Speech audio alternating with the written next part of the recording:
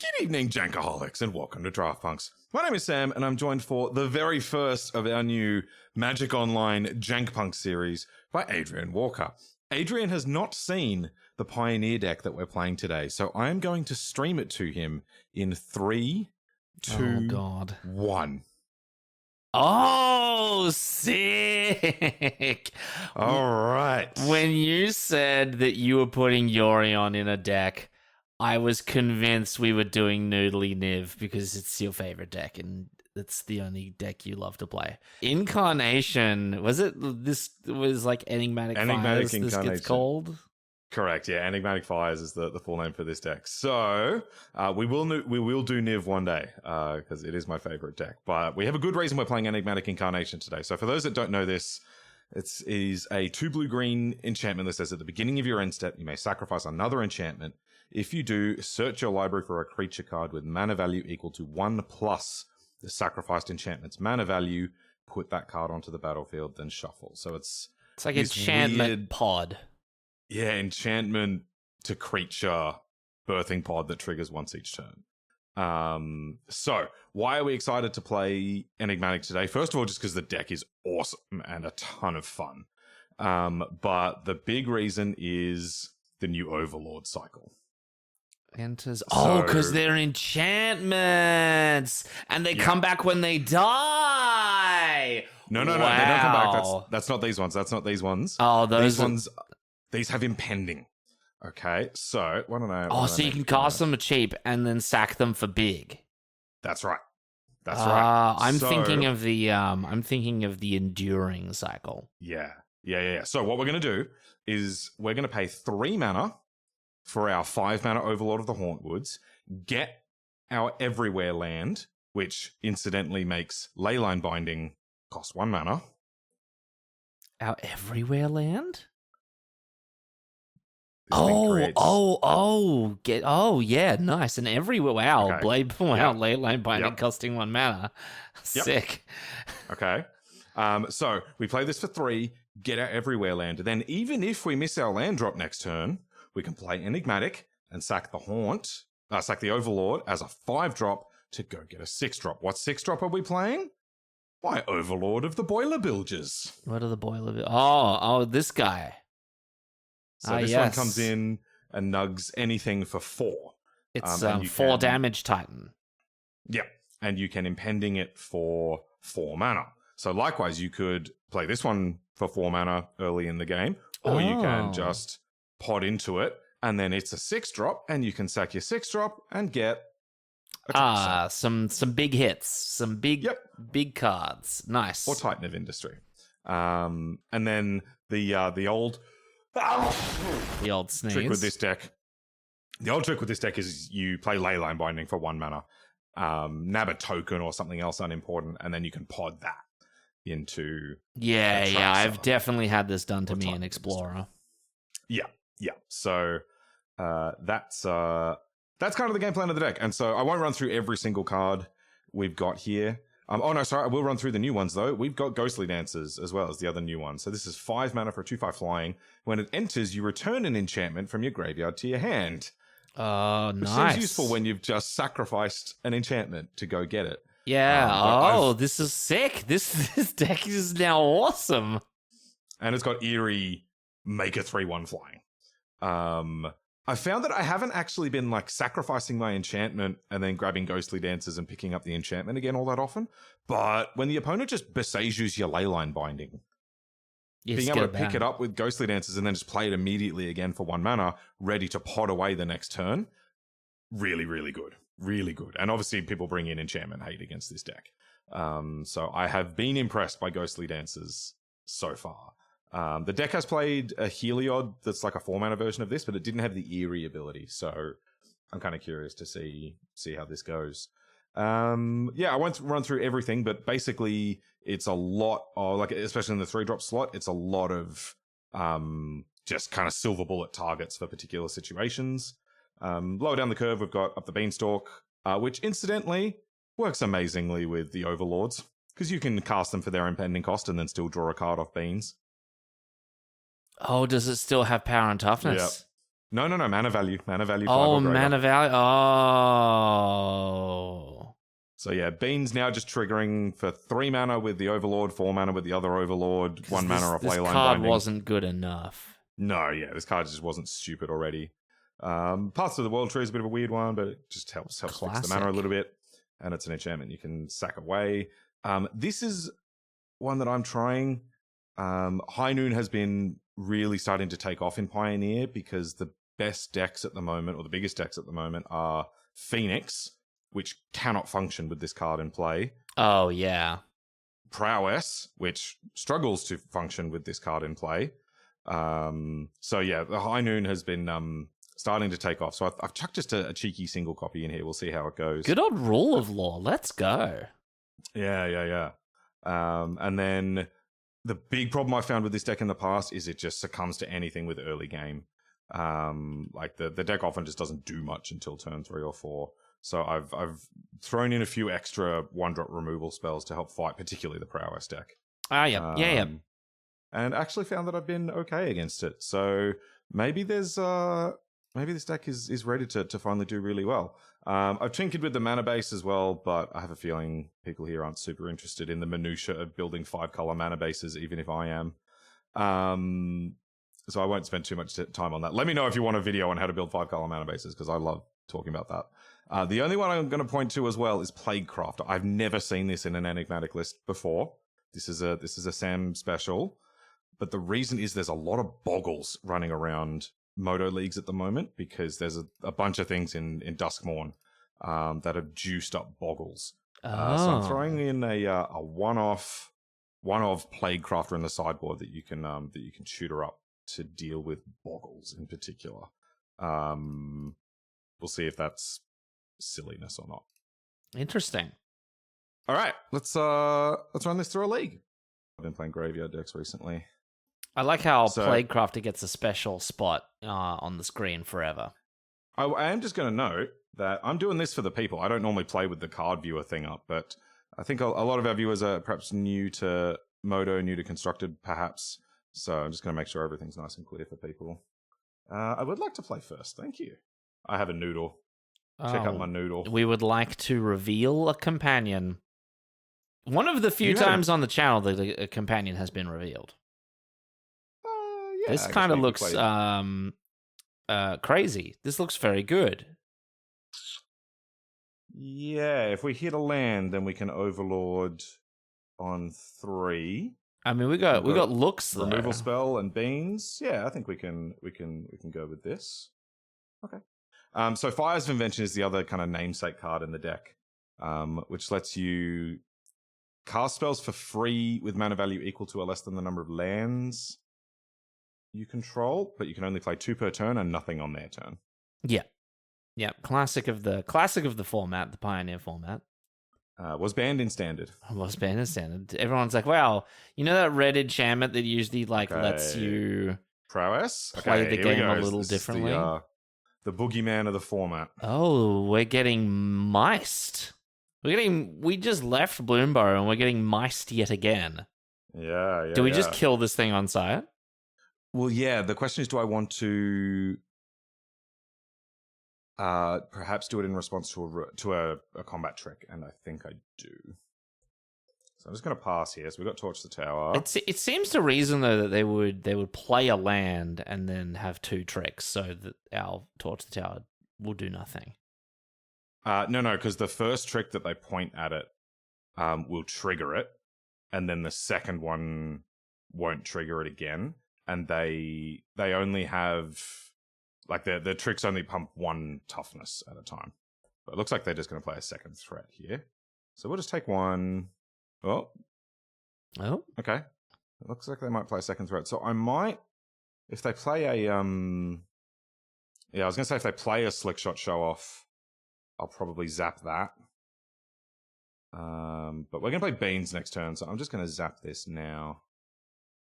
They're manually tapping the lands. It feels so weird. Oh, it's great. Just like paper. It feels so weird to be here. Okay, binding is good, but we need a land. So land, please. Oh. Nice. Cool. If only that was a white. Well, we still can cast this. We've only got I've got 3 types at the moment. Oh, yeah. The 5 is there in addition to the white. It's not 5 overall. Okay. We're showing off. It's a scary card. Yeah. We do have Leyline Binding. All right. Ancestral Anger. Makes it 4. Going in. Oh, it's a Anything sorcery. else? Okay. Okay, nothing else. That's not too bad. More miss. Okay, so are they... So the big thing about this deck is... oh, that's amazing, actually. That's amazing. Do you see what we can do now? Oh, we're going to fires into Enigmatic. I could... Yeah, so actually, this does give us a few lines. So yeah, I could fires into Enigmatic, and then I could sack either the fires or the beans. Which means I just need to pull my deck list up, make sure I know everything that's in this crazy deck. So for 3 mana, I've got a couple of removal spells. I could get Skyclave Apparition or Deputy of Detention. Or for 5 mana, I can get Tolsimir is a nice one if I sack the fires. So what was your original plan? Well, my original plan was play Haunt, draw a card, get my Everywhere. Now Leyline Binding costs 1. Play Leyline Binding, draw a card, take out Slickshot. Oh, that's also pretty damn cool. Yeah. I know which one do you prefer? And then next turn I can play Fires Enigmatic, sack the Leyline Binding, go get Atraxa. Okay, well, look, how about the big lifelinker? Yeah, that seems pretty good. Yeah, I think Tolsimir is my best 5 in this spot. So yeah, okay, let's do that. All right, so let's go Overlord. Time to do this thing. It's impending. Draw a card, because we cast it, and it has a mana value of 5 or greater. Which is insane. Also, I hope you appreciate that I put fancy arts on a bunch of these cards. I do like that. I've got a loaded Moto account, so I can do what I want. You got the new full arts as well. I love the new full arts.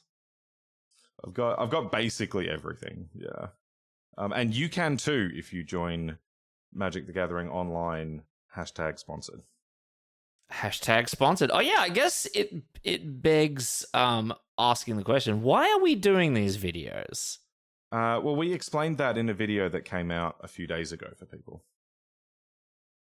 That's true. Okay, I can explain it again. It is because I've been accepted into the elite ranks of the Magic the Gathering Online Creator Program.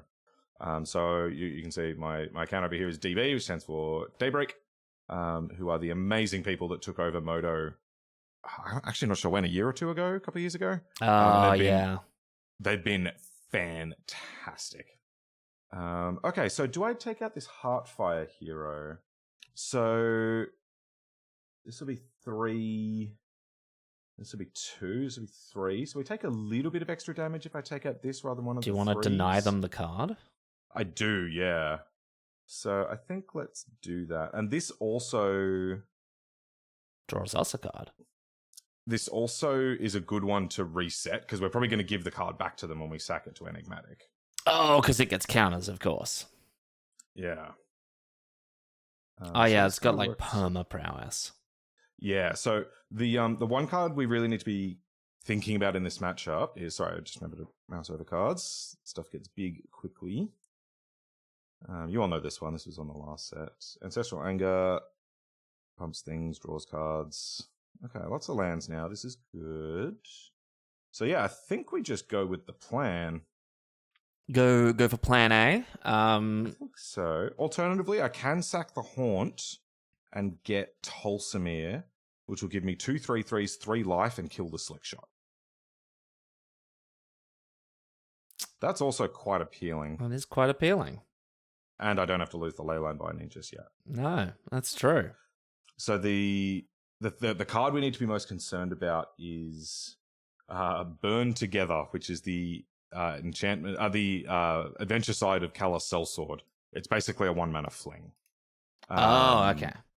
So what they're going to do, they're going to try and pump up one of the guys, whack us for 6, and then fling it at us as well. So if I put 2 3/3s down, it's going to be hard for them to get this big enough to kill us. So I think that's a good plan. Okay, I like it. Right. I can't believe how different this deck is with Duskmourn. It's pretty noticeable, isn't it? Yeah, it's fires. Because I've definitely played it in random explorer queues on Arena, but wow, yeah, it gets a lot of play with these impending cards. I'm quite a big fan. All right, triggers. Well, we have to take a time counter off it. That's very important. Okay, so then we resolve this and sacrifice our Overlord. Oh, am I just stupid? I am just stupid. Because Overlord costs 5, not 4. I was thinking we were going to sack the fires, but that's totally fine. This is great as well. Cool, and then let's nug this and pass to the turn. Okay, well that's great. It's good to know. Honestly, aside from the 3 life, it's basically the same. So yeah, I guess, just assume that you know what's happening. That's a very poor assumption. So, worst they could do here is okay. Now with the land, okay, looks like they're just firing up Den. So I think they are in a world of hurt. Yeah, because I was going to say with 3 cards in hand, the worst they could do would be a pair of +3 pump spells and then a fling would have killed us. Oh, yeah, okay, that's a fair point. A single +3 will get it to 6. And I assume we would block. Yeah. Every day of Yep. tapping, untapping. There's no fun sounds on Modo. There are, but I've turned them off. Oh, okay. Because they're really annoying. The only fun sounds are the ones we make. First thing you should do when you get a Modo account is go to settings and turn the master volume to 0. Okay. Well, there we go. So we got really good actionable advice. Yeah. More okay, Mace. Heartfire. So now if they didn't. Okay, all right, and then just a Titan Strength, and then they'll attack the 6, and we block. This is totally fine. Kind of them to play the Heartfire hero first, so we know that that's the last card in hand. Oh yeah, they're empty-handed now. What did they do with that? They scryed to the top. So they like whatever's on top. What's its Valiant ability again? Whenever you target it, you can exile something and play it this turn. What did they exile? Oh, that was where the Heartfire hero came from. Ah, okay. Gotcha. Okay, cool. They have a Giganta. Oh, they'll probably pick up Giganta this turn. All right, cool. I will block. Yep. Okay. That's fun. So they like what they've got on top. What would they keep on top here? Probably another threat. Okay, pick up Giganta. So they've got Jag in hand. I think, Jazzy Jag. DJ Jazzy Jag. Everyone loves Jazzy Jag. I think now I'm probably going to pitch this Leyline and just go get Atraxa. And just go Fable, pitch the Leyline. I mean, it throws up a lot of blockers. Yeah. And one happens to have Flying Vigilance, First Strike, and Lifelink. Now, what I could do is just play a single Fable, and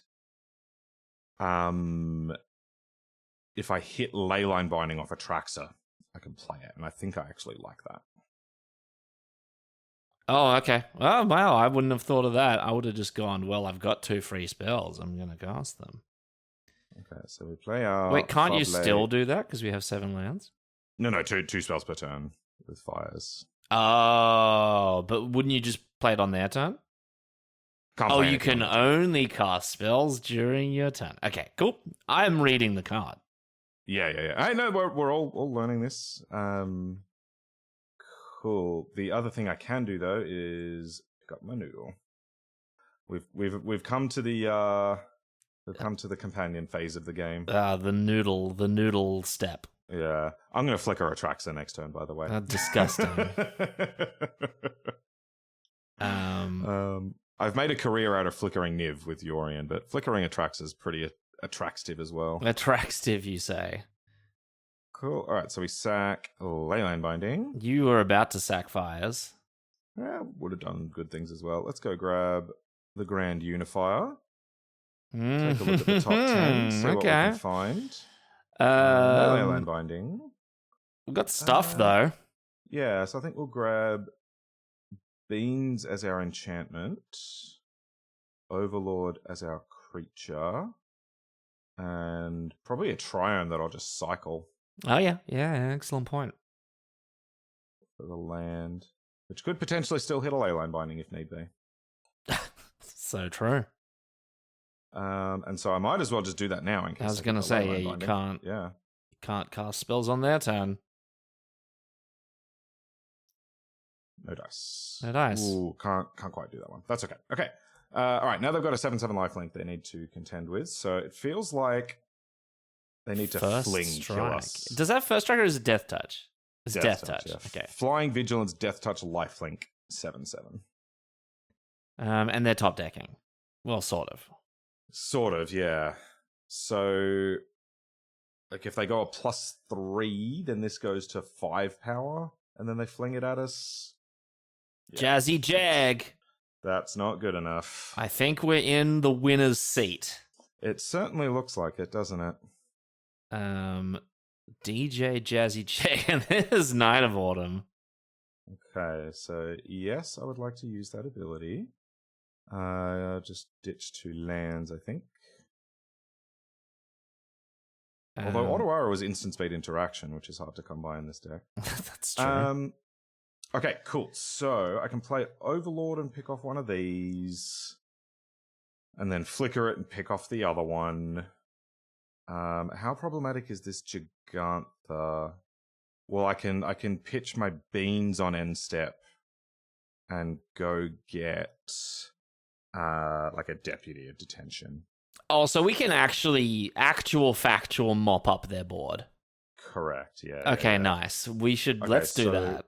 3, you've got 7 mana, which doesn't matter because I've got fire. So yeah, I think I'll just go Overlord, Yorion, and take it from there. Okay, cool. I might as well just play this first. So many options. You could cast it normally. You could cast it with Impending. Yeah. Let's nug this Heartfire here. Okay. So they're done. They're off of it. They don't like it anymore.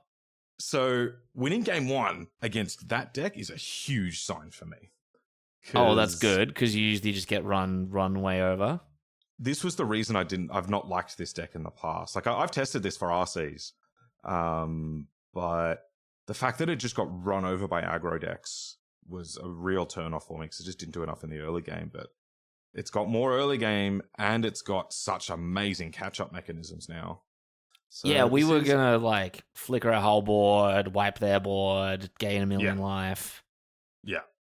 Cool. Okay, so bring in the holes. We want to bring in the holes. We want to bring in Knockout Blow. This is a real nice one against these aggro decks. Because it's just a single white, kill the thing, gain 2 life. Gain 2 life. Yep. Do I want Archon of Emeria? So this is normally that's like a an rule of law anti-Lotus as field. well. Yeah, each player can't cast more than one spell. Oh, but it's a fetchable. It's a potable rule of law. Yeah. So the question is, is this good? Let's have a look at what we got. So I think I just want to trim the curve down a little bit. So this is not an Elesh Norn matchup. I love this art on Elesh Norn as well, by the way. Oh, double ETBs, yeah, nice. Yeah, so we don't need Elesh Norn for this matchup. We probably don't need Ghostly Dancers either. So we can go down on some of those 5s. Beza is amazing and worth remembering as an option that we've got. Is it Beza? Beza? It's Jeff Bezos. Oh, sorry. I totally forgot. Yeah. All right, and then we got all of this is good in the early game. I could see trimming some Path to the World trees. I'm not sure we've got time for that sort of thing. Oh, yeah. We've got 2 more cuts. So, like, yeah, again, it's a question of do I want these High Noon, Archon of Emeria. You mentioned that the rule of law effect kind of hurts them big time, so because they can never do the pump fling combo. The pump fling, yeah. So I think I'm down to keep those in. Let's try that out. Maybe I can trim. Like, do I want to trim one of the Boilerbilges? Yeah, that kind of big single target removal seems it's fine, but like you've got so many other things that do it. And I've got another one that I can pot into when I need to. And we know that Tolsimir is now 5 mana and not I just forgot that this was 5 mana. I know Tolsimir all too well. I've bring to lighted for this one many a time. And then one more cut. No.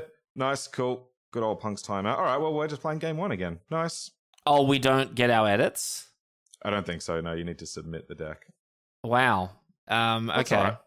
We'll just beat him with the game 1 configuration. That went well last time. It's true. And if we win, we'll win. Sorry, if we lose, we'll lose really quickly. Oh yeah. So we can just do the edits we already talked through again. Okay, well, your job to keep an eye on the. Good. This looks good. Yeah. Okay, so yeah, your job to keep an eye on the timer while I'm like explaining sideboarding. I mean, anyone who watches our regular videos will know that Sam doesn't care about time. I watch it when I'm playing. I'm trying to like explain while I'm doing things. Like a good Magic the Gathering online creator program, content creator program. Do we shock or do we conserve the life total? What's the play here? It's a fair question. I think I will conserve. Actually, I reckon a bird in the hand. Oh, that's good. That's one of the cards we cut. I don't know. I'm feeling the shock here just because I reckon it will do more damage next turn than 2. But you know. Yeah. I mean, I guess the question is then, does that price us into shocking again next turn? Maybe. Well, the thing is, I think they. we're not shocking. Okay. I think they're likely to, because they very likely either play or suspend a Slickshot Show Off or play an Ember Heart Challenger on this turn. Is the kind of. Oh, you reckon we just take the one here? Yeah. See, they suspend this. We take 1, and then we'll zap it. We'll zap it or the Slickshot next turn. Smart. Cool, and then I can just play this tapped. Oh, actually, I can play. Yeah, I was going to say you should probably play the Triumph. Why didn't I play this last turn?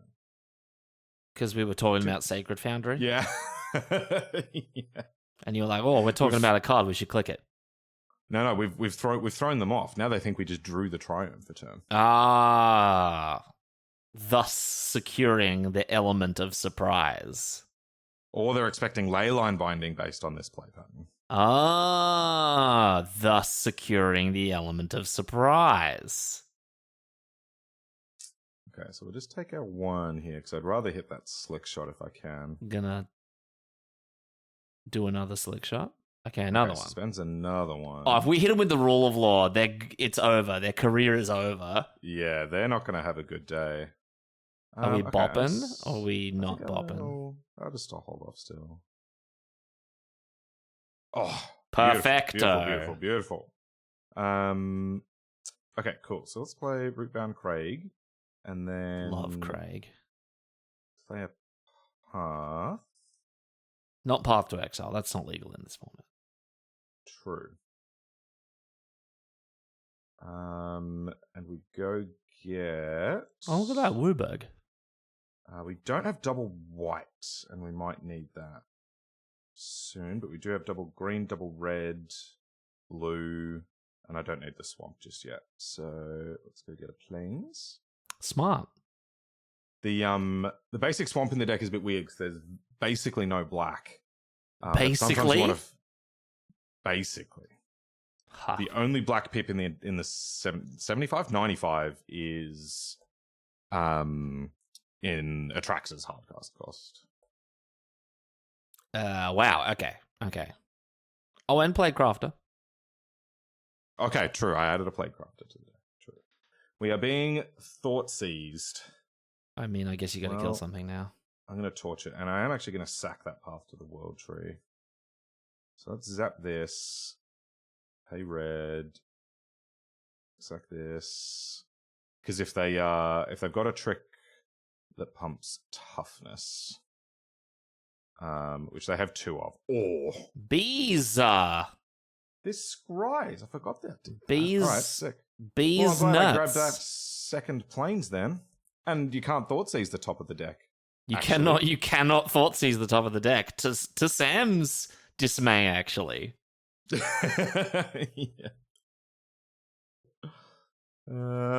So what do they take here? Probably Tulsimir. Oh, they take Fires. Fires. That I can see that. Like, yeah, we were probably going to play make- Fires Beza next turn. That's true. Yeah. I hate this card so much What do you hate about it? that it kills me all the time. Oh, okay. Oh, okay. No land there is notable. So they got a handful of action, but they weren't able to like really unload on us that turn. Sick. I'm gonna Give play him, this show him Bees nuts. We're gonna show him what a real billionaire looks like. Jeff Bezos. Let's go. Make dudes gain life. Your turn. It's as simple as that. I wonder if they have another thought seize. Okay. And that's why they left The us with the effects Tulsimir. area. So, next thing that comes in gets a counter, and then the turn after that, they get a 2/2 haste. The way I initially read that was the effects arena. We can call it the effects arena. I'm fine with that.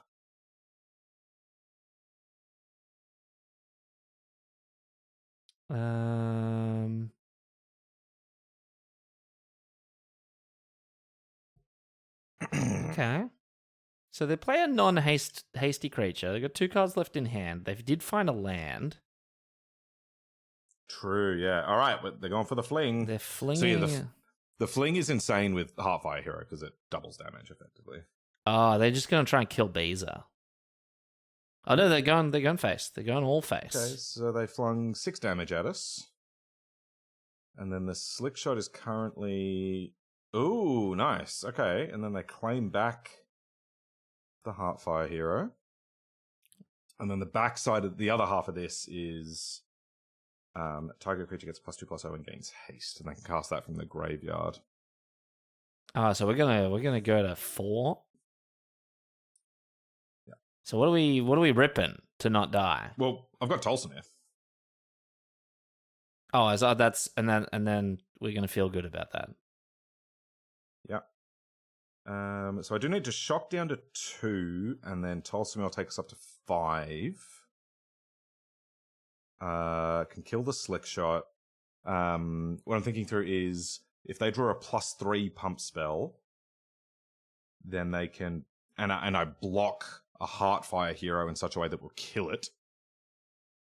We die. So what I'm going to do is put the 2 fish on the Heartfire Heroes so they can't die. Or if they do, they only deal us 1. Yeah, but can't we think about that on their turn? I guess it's I need to think about if there's another. You're another wasting line I precious need to take time, here. Sam. I'm thinking through our Precious options here. time spent on meaningless. Spent thinking. Imagine thinking in a game of Magic the Gathering. Meaningless, just stuff. Guff. Just stupid online cardboard games. You can't even touch the cardboard. It's what are we doing? Tulsimir is the friend to wolves and friend to draft punks. Or today Agreed. the jank punks. Agreed. Do I attack with Beza? Does Beza is Beza a Titan? Does Beza keep triggering? Nope. Just a 4/5. Just an ETB. Okay. There's no card advantage in that deck. Oh no, I guess they've got anger. It could make our lives a little lame. I feel like it's safest not to. Yeah, I also just don't want to give them forever if we're about to go to a... Because we don't have any more life gain in hand. True. Fair point. So this will come in with haste. I can go block, block, block. I've even got one spare. I think I'm going to attack with Beza. The inner machinations of Samuel's mind. If you I ever played play it- against Sam in real life, this is why it takes so long. That is slander. Last time we played, I spent the entire match telling you to hurry up. It was all projection, every last moment of it. As Adrian takes forever to do everything. My deck was really complicated, and I took an appropriate amount of time to decide what I was going to do. If I hadn't won game 2, we would have drawn. But we didn't. Factually false. Okay, so they did draw Trample Trick. But it wasn't a gnarly one, so that's okay. is that the only trample trick in the deck? Oh, okay, and then they've got this as well. Okay, so that's now a 5/2 trample. Oh, So I think my only line to survive is I block it with a single fish. yeah. So we take 4, and Take then we 4, go to hope for 1. the goddamn best. And then I need to gain life or kill them in one swing. Otherwise, either of these will kill me if they die. I mean, the crackback. We got the crackback on them. The crack is back on them. But worth noting, if I draw a non-painful land, I can go path into Enigmatic and sack the path to go get Deputy of Detention and take out both of these. Okay, that's a painful land. That's a painful land. You couldn't... No, I can search up the basic. I think they're dead, actually. Because if they block Beza, they're dead. Nice, sick, love it. Wait, can't you... Wait, you only get the thing at the end of your turn. Oh, yeah. Okay, well... That's fine. It's great that I'm here, I think. I mean, would have realized that in just a moment. I guess I grab my swamp now. Can I cast Enigmatic? Yes, I can. Sure. So you get that, you play this, and then we sweep away the boys with a good old Deputy of Detention. I think so, yeah. How in there do you get? Do you show him a lethal attack? No. Because then we die. Why? Because they will block with the Heartfire Hero. See, look, this is why we have a channel together. We complement ourselves so beautifully. Just looking at other options. So I could get Glasspool and copy Beza, which is legendary. I could get another Tulsimir. But I think it's gotta be Deputy, right? I think this plan is really good, yeah. This will grab these. Got him. Bye, mice. Bye. We're on 1 though. Yeah, so if they draw the fling. What is the ETB of the guy? He comes in with a +1 counter for everything that died this turn. Okay.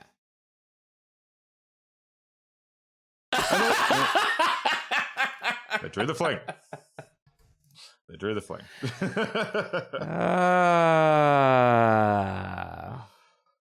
Cool. All right. Okay. Let's actually sideboard this time. We very nearly got that without even sideboarding. We did, yeah. All right. Cool. So let's go Portable Hole, Archon, Knockout Blow, and we'll take out 1 Boilerbilges. They don't seem to be having particularly nutty starts. Well, I mean, part of that's just because we've been really careful with how we've used our removal. Where is the timer? Can I even see it, or have you got it covered with the thing? Oh yeah, I might. There you go. That's probably why that happened before. Oh, we're having a good time over here. Okay, cool. I think I like something like this. We got holes. We got rules of law. We have knockout blows. Yeah, I love it. Hanoon. Would I like to play first? Yes, I would. With my noodle. With I the would like noodle. to play with my noodle in front of everyone. Okay, you need to make sure I do things as well, because like I keep talking and then don't talk and I'll talk. Okay. Welcome. Welcome to the Adrian Narrates Sam show. This looks like an excellent keep. He's got 1-drop removal. He's got rule of law. He's got 2 bits of 1-drop removal. I think we're on an absolute steamer on this one. And by steamer I mean steam, like a steam train, like good, not a steaming hunk of you know what. Sam, that's good practice for your upcoming commentary gig. Oh yeah, wow, we should be spruiking this more. Everyone needs to drop everything that they're doing and make sure that you are tuned in to the Magic Mates Twitch stream on the 6th of October. Correct, yeah. The 6th of October. I will be joining the commentary team once again for the Magic Mates Cup, like we did earlier in the year, but that was just an abnormally bad amount of timing for the Cup, so it's back to its regular scheduled time, and yeah, we're gonna have some fun. If you shock in the Foundry, oh no, Rorgrim Triome is a mountain. Yeah. Okay. So yeah, I'm gonna put this on here and nab that thing and pass. We've chained it to the rocks. Man, we're just going to play the Archon of Mimir next turn. It's over. Yeah, I often don't even bother killing the Swift Spear because it often doesn't deal enough damage, but they've shown a propensity to play a little cautiously. They like suspending their slick shots and that sort of thing. So I don't mind just picking off the things that are going to deal us a bit of damage in the early turns. For example, that. Yeah, I'm just going to torch that because they probably take the torch. Well, if they take the torch, they can't take the Archon. I don't even think we need the Archon all that much. Yeah, now that we've killed 2 of their threats, if they want to take... I mean, Archon is great, but I feel like they take it anyway. Might as well take that choice away from them. Because sometimes this deck can be awkward, right? When you just draw, 2 creatures and 5 pump They spells. might take Enigmatic here. They might take Enigmatic. That would be entirely reasonable. I don't think I can sack this chain to the rocks. Okay. They do take Archon. They respect the...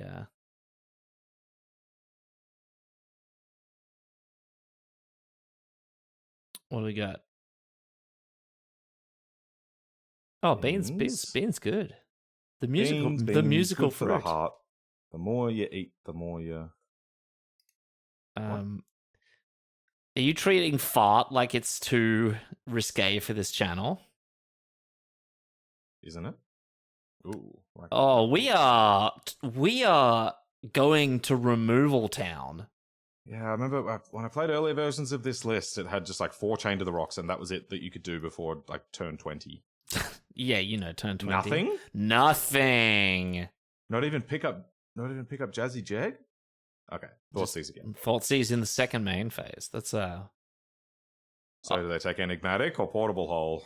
Oh, that's got to be a brutal choice. Like, what do you do? The engine or of even the the deck? Tolsimir, honestly. Like the engine of the deck or the cheap removal that hits every creature in your deck. Especially when if they're sitting there with 0 or 1 threats in hand. Okay, respect it. I think that's probably the correct choice. Like, you can play through 1 removal spell. You can't win if I resolve Enigmatic. All right, they play a 2/2. They have played a 2/2. Which tells me that they have no other threats in hand. So I am going to just remove it. Or it's the ultimate debate. I mean, it could be, but I've got a Tolsimir, so whatever. This is my United States of Tolsimir. So I could have picked up Yorion there, but I've already got a 5-drop to play. Tapped. There's a Den. Okay, that could do some work. Picks up Jag. Picks up a Jag. I like how this is going. Land. Is going. Let's go. Oh, you don't even want to play Dulcimere. No. Well, Dulcimere isn't going to do anything when Jag comes down. They're playing Jag next turn. Well, I'll pick up Yorion, and then I can play Yorion, flick a Chain to the Rocks, and Chain to the Rocks can take Jag. Oh, smart. I keep forgetting that Yorion exists, just like in his little noodle tab over there, hanging out in the clouds. I'm the opposite. I've played so much Yorion by now that whenever I'm playing any deck, and I get to a point in the game where I can't just spend my mana at any point and get this awesome card in hand, I'm like, what am I doing? What is going on? This sucks. You just go, I'm just going to spend 3 and get Yorion. Like, you're playing standard. So you are playing standard. So this is draft. Yeah. Okay, go for an Ancestral Anger. Bro is angry. Cool things about Moto. You press a button and it just passes and doesn't interrupt you with things. I will give you that. Ooh. And you can auto toggle triggers as well, which is awesome. Okay, so I could sack up the Beanstalk. You could sack it up. Yeah, to get Skyclave Apparition. Oh yeah. Get this out here. Or I could just play Dulcimere. White, green, and this. Trigger beans. Oh, the beans. How good are the beans, Sam?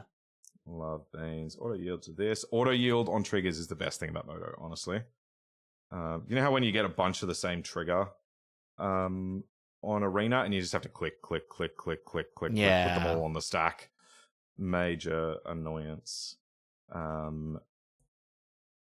Not true on this platform. You can. I should have shown you just there actually, but you can right click on your triggers and save their target, and then right click on them and auto yield to them, and so they just go brrr, and just go all of them to the same place. Yeah, they got Another more. slick shot. They got more. It's a good top deck. That being said, this feels a little great right now. Oh, okay. Claim on the second one. Well, now Deputy of Detention is going to show its quality again. Yeah, it's true. I can also just flick a Dulcimere and take out one of them. But no, yeah, Deputy seems pretty good. Do you have a +3 trick? You do not. Good old. I did not shoot the Sheriff, but I did shoot the Deputy. Okay, I'm going to attack with Dulcimere. Getting him. Is this the first time we've gone into the red zone? We've won a game already. Well, yeah, that's not. Yeah, maybe. I mean, we got in there with Beza. Red, green, blue. 1. Cool. And then I will pass. I will auto yield to this, and I will sacrifice the beans. Goodbye, beans. Go get Skyclave Apparition. Before you again, Deputy! What is happening? That's all right. It's a flex. Sorry, I saw my timer go red, and now I'm just doing things quickly. All right, that was bad. We could die now. That's so bad. I'm so sorry, people. We said Deputy. I know. Yeah, and you were like, and I'm gonna go against Skyclave Apparition. No, it's all right. It'll be better next turn. See? What do we sack to it? We don't have a 2-drop. 1, 2, 3, 4, 5, 6. Oh, we're just all creatures? What the hell? And then the last card's Jeg, so they don't have any tricks.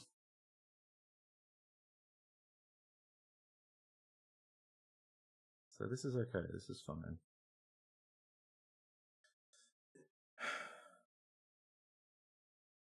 Well, I've got a Leyline Binding. That's pretty good. Is that good? You should play quickly, though. Okay. All right, I'm going to play this for 2. I mean, that's probably fine. Sorry, I'll draw a land. Oh, I sacked my beans. I was going to say, from what? I'm impressed that you even are like as good as Magic as people say you are. As people say I am, yeah.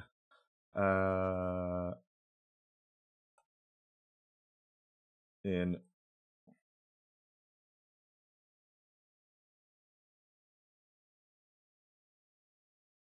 is good, yep. And cool. then, and I might as well play this as well. Or are you going to draw instant speed tricks? I can play them anyway. Oh, okay. Was yield. Cool. And then we're going to sack our binding. Leyline Binding. Go grab Atraxa. I think. Try go Titan. What's Titan do? 5 life. 5 life, yeah. Or well, they've only got Jeg in hand. Like they can't fling kill us. Well, they could draw the fling. Yeah, but it won't kill us. Oh, Torch cool. the Tower. Instant. Great. Creature. Enchantment.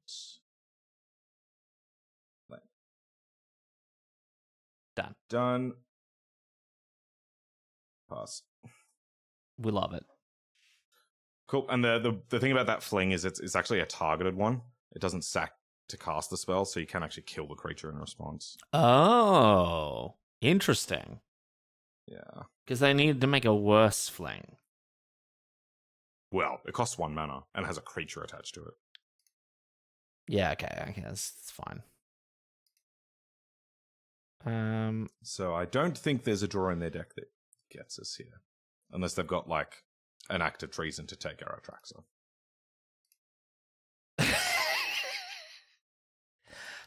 Hey, threaten. Never underestimate the threaten. Well, first of all, Sacrifice plays Claim the Firstborn, which is a major pain in the neck. Yeah. But Gruul Vehicles plays what's it called? The red saga from Theros that gains control of a creature for as long as the saga sticks around. Yeah. Yep, I know the one you're talking about. They are faming the Heartfire hero. That seems worth intervening with.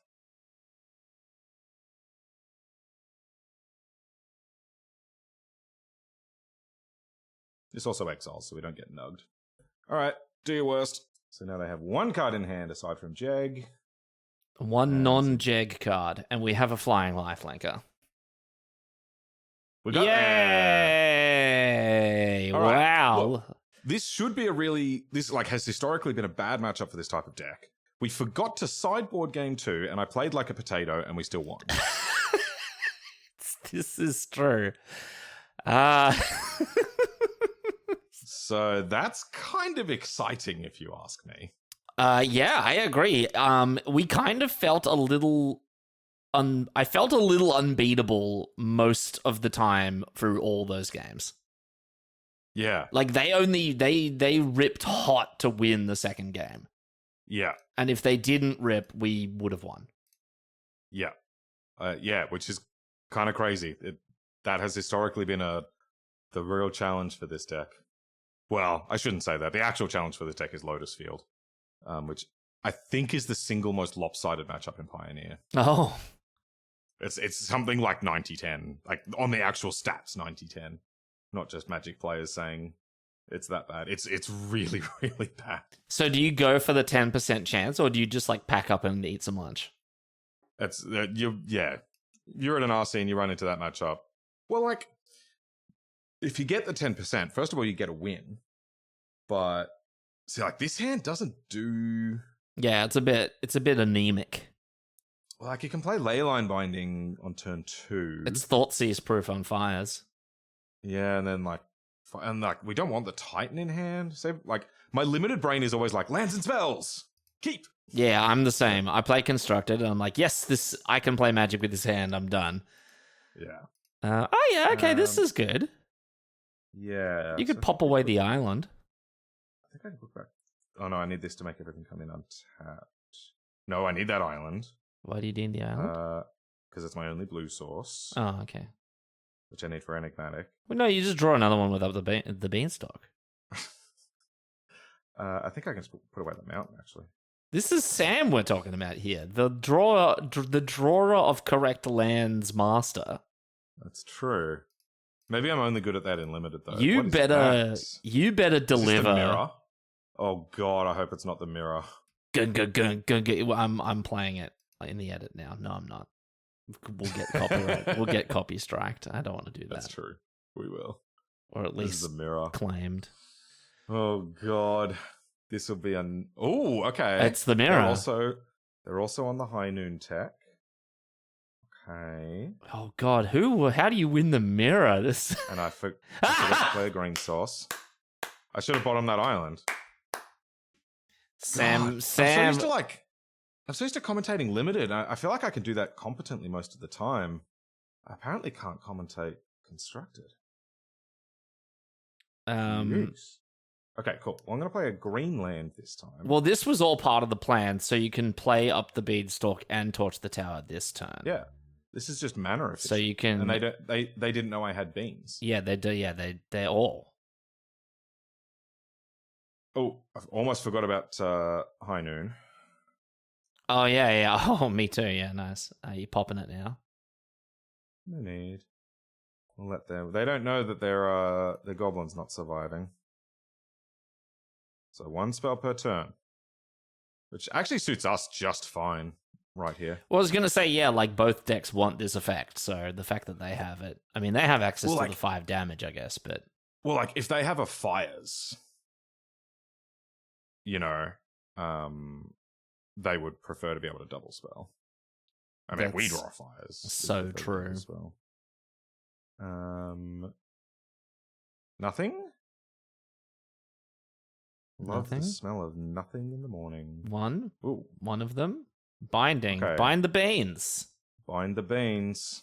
Well, we can bees it up. Okay. Yeah, Beza doesn't do anything here. Can you shock? Yeah, it just doesn't do anything. Oh, it just does nothing. So I think I'm just going to path and we'll set up for later. My brain, when you say path, only thinks of Path to Exile. I mean, it is a slightly more playable card. So we have red, double white, green, blue. I'm just going to grab the swamp and play a Jetmir's Garden. Might be tempting to cycle that here, but I think this is going to be quite a mana-intensive game, and whoever's got access to more mana is probably going to win. No, Leah's Presence. So this is one we're not playing. This is one that turns everything into every basic. Oh, yeah. Ooh, Tulsimir? Don't mind if I do. Oh, that's actually, almost ideal for us. Yeah. They can kill the token in response if they've got Torch the Tower. Is the only thing. But I think that's okay, honestly, if they're using a torch to kill half of Tulsimir. Green, white, green. I probably need to be careful on time in this matchup as well. Target this, and pass the turn.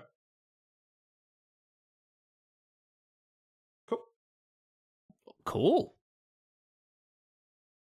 I suspect who the winner is actually probably going to be whoever sticks Enigmatic first.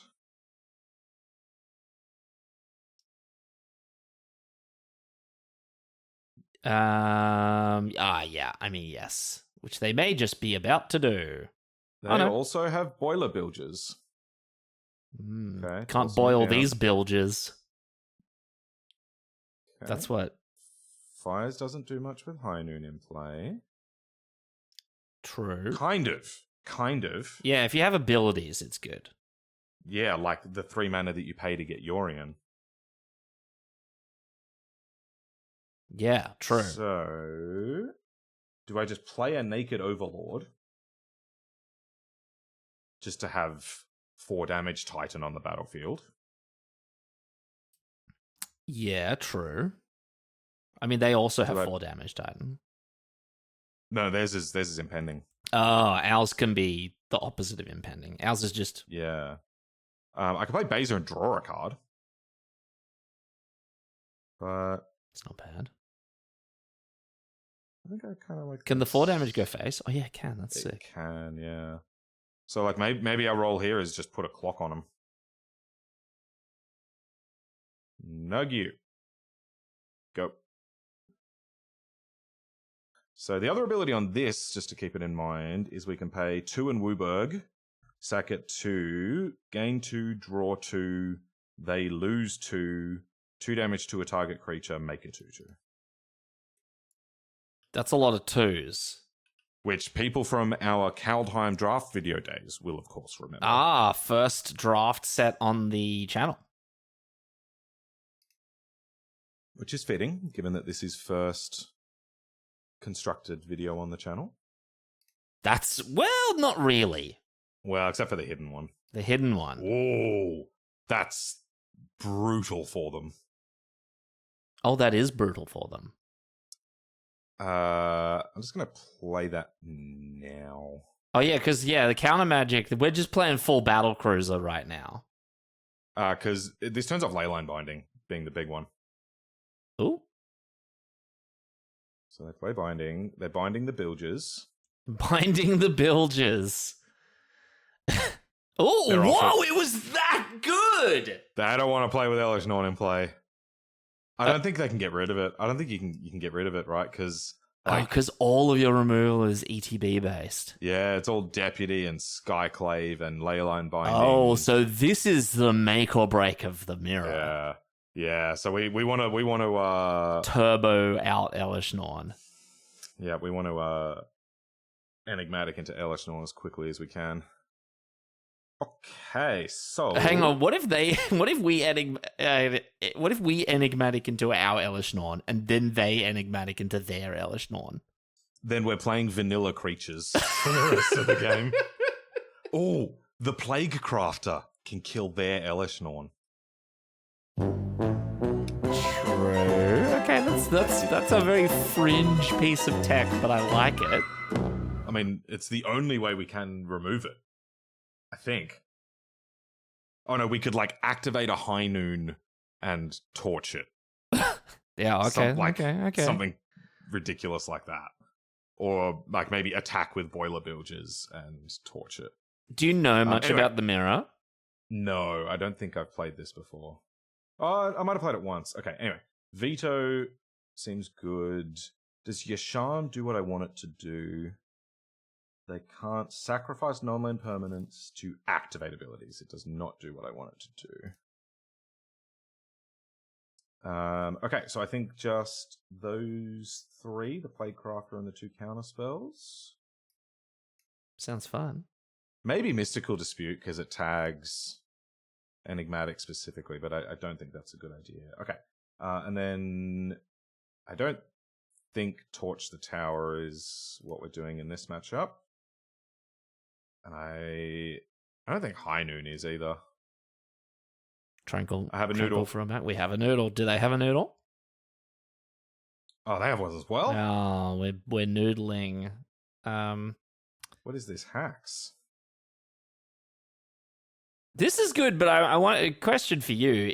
Do you with this decent hand, do you try and mulligan for a bit of a more bussin' one, or is decent fine?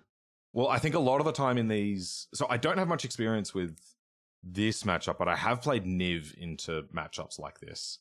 And it's usually whoever has more lands wins. Wow, that's really interesting. Up the beanstalk. Ooh. We like. What does Nalia's presence do again? Makes it every land type. Oh, so that's their Yeah. No, we've been debeansed. That's unfortunate. We've been debeenerized. Debeenerization. It's very debeening, actually. It is a bit debeening. Do I want to cycle Jetmir's Garden? I think I might. Despite what I Can we go said a moment ago. chained? Can we go chained and hold up Leyline Binding? I don't know. I don't. Oh, you don't have double white. Yep. Well, I don't want to cast chain though. I've currently got 2 check lands in play, so binding costs 4. Ah, yeah, okay. I just assume every land I see is a shock land. Okay, grab the noodle. All right. I'm gonna cycle this. I possibly should have shocked. I should have played the basic planes, because then I could have cast Leyline Binding there. Fable. Fable's quite good here. Apparition. Possibly a crazy take is I could nab their Nylea's Presence. I mean, they have domain anyway. They have full domain anyway, right? No, it takes away an enchantment, so if they draw Enigmatic. Oh. But I think that's dumb, so I'm not going to do it. Okay, let's play Fable. Get a boy. Get our guy. Fable seems really, really good here. And then I'll just play the Sacred Foundry tapped. And pass. Nice. Although they can cast Yorion here. Draw a card off Presence, flicker the Night of Autumn, and take out the Fable. Well, that's an issue. They got it first. They did get it first. Well, we're going to go digging. I'm going to always yield to that, and I'm going to use it. And we're going to pitch Skyclave Apparition and Tolsimir.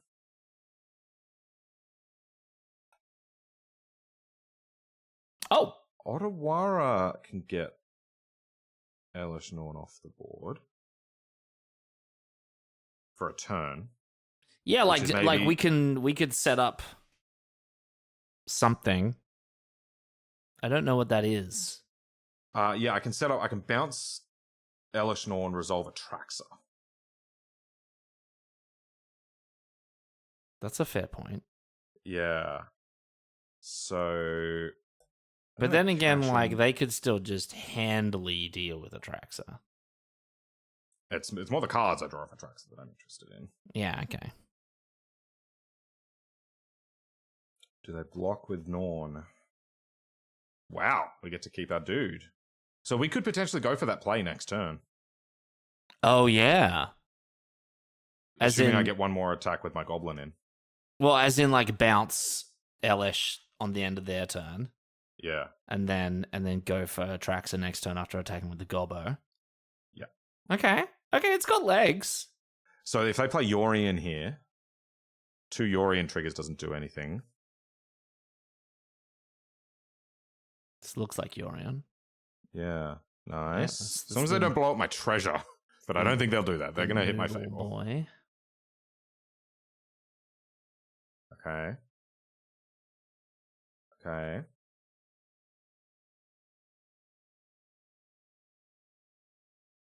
And I'm not doing it. Play I'm not doing land. it yet. Didn't even attack with Elesh Norn. That's so weird. So we return these cards, let them choose targets, and then I'm going to Otawara Elesh Norn. Oh, they get 2! I forgot they get 2. The greed of it all. I love it. All right. Piss off Elesh Norn. I can also resolve Leyline Binding here. Oh, but I think it costs 2. I don't want to use a treasure for it. All right. Yeah, it's gone. Draw 2 cards. That's pretty good. They're back up to 7. That was a good turn. That was a really good turn. So maybe I could have bounced. Maybe I should have bounced her in response to the Yorion trigger.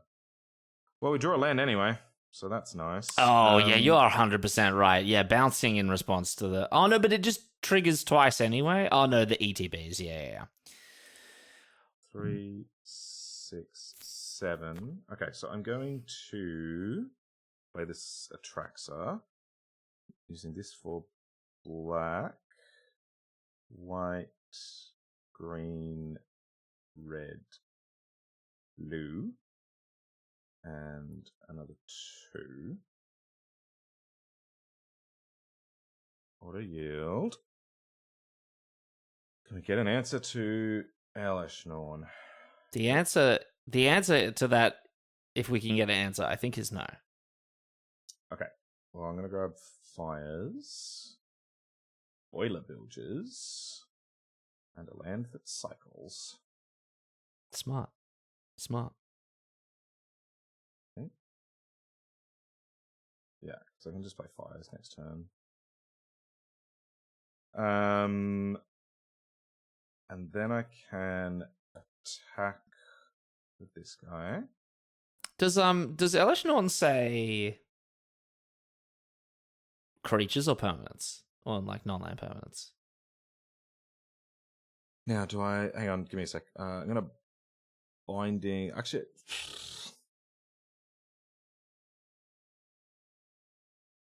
What am I binding here? It costs 2. Never mind. You don't binding anything. You can chain something with rocks. Yeah, I could have. Okay, so they replay Norn. So now the doubling effect is really good, but they're not... Like, the 7/7 lifelink here is good. It is permanent, yeah, right. Of course, you've been mentioning Leyline Binding the whole time. Well, they didn't just straight up bind Atraxa, but that doesn't mean they're not gonna do it. With 6 cards in hand, you would expect that they don't not have an answer. Yeah. Except they don't. Okay. All right, so then I'll play Fires, because that just seems like a no-brainer. And then I can play Boilerbilges, because that's got an attack trigger. Oh, yeah. And we don't have a rule of law. Okay. Playing a land, which is possibly what they've drawn for... It seems inconceivable to me that they cannot just, like, go off here. Yeah, I can't... I'm a bit with you. Like, everything just explodes into value. Like, how do we not lose our whole board? Yeah, like, that's kind of savage. Oh, well, okay, that's how we lose our whole board. Well, I mean, that takes out Atraxa. True. Did they impend that? They did. Interesting. That's probably because they got more value to extract somewhere. Impend another one? Oh, we're off to the races, Sam. Yuck. We're off to the races. So... Oh man, the Plaguecrafter plan doesn't even work here because they have more creatures. Yeah. I wouldn't be surprised if we're stone cold McDead at this point. Our own Elesh Norn seems like, okay, that's not great for us. Our own Elesh Norn actually seems like one of the better draws. Oh, yeah. Okay, that's a fair point. But if we don't draw it here, I think we're done. Yeah. So I can go get any 3 or 7, and we're out of options for 7s. Glasspool Mimic can only copy things I control, and everything else doesn't work. So let's go to the next game. Easy. Wow. Okay, so in both games, the person who landed Elesh Norn won. Yeah. Yeah. And in both cases, it was hard cast. Yeah. Does that mean we need the mystical disputes? I mean, like, they tag Enigmatic, which is pretty important for hitting Elesh Norn. But not much else, right? Nothing else in the deck is blue. I mean, that's a really good point. So, otherwise, you just got bad 3-mana mana leak. That's it. So I think we just got to hope it doesn't happen. We do have the Dovin's Vetoes that can hit it. I would like to play first. I would like to reveal my noodle to you. In this public arena, I will show you my noodle. Are we going to do this joke every time? It's a pretty good joke. Oh, yeah, this goes. Removes. Removes, has lands. Okay.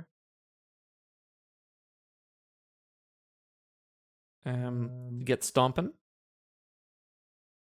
Don't mind if I do. Should probably just do it. I'm not doing this at the moment. I need to check if I've actually got a mountain one. I'm about. Ooh, baby. No blue though. We like this one. Okay, let's play a Tomple Gordon. A Tomple Gordon. Oh yeah, no blue. We can work on that. Can work on that. Like that. That's a pathway to blue. Sure is. Pathway to blue. That's a bit like the pathway that every Magic the Gathering player is on. Yeah. You will eventually realize that you want to play blue. There's a very famous interview with Pat Chapin like years ago. I think it was the inaugural Magic Cruise. I think I know what you're talking about, actually. Yeah. Because I do like a good Pat Chapin talk. He's a cool guy. He is. I feel like we're on a winning strategy at the moment. Do I keep chained to the rocks? I was thinking the Triome. That's my blue source. No, your blue source is the treasure you get off your guy. I mean, there's truth to that. Okay, so if I go chain... Hang on. Can I interest you? The only 4-drop I can pod this into is Beza. Oh. Which does not seem amazing here. So I'll Enigmatic next turn after I've cast Binding. Speaking of...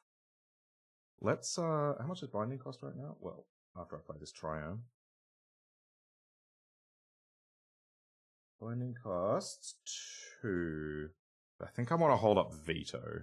Oh well, you could bind their thing and then attack for 2 and have a blue source, because currently you have no blue source to hold up Veto, so you do need to attack. Oh yeah, nice. Okay, cool. Well, let's just do this. Take this, and I'm using the binding to take the token. Yeah, so when you sack it, it's like free. It's free real estate. Yeah. The house is gym. The house is gym free. Cool. So now, if they play Enigmatic or something very scary, you get to just pop them. Yeah.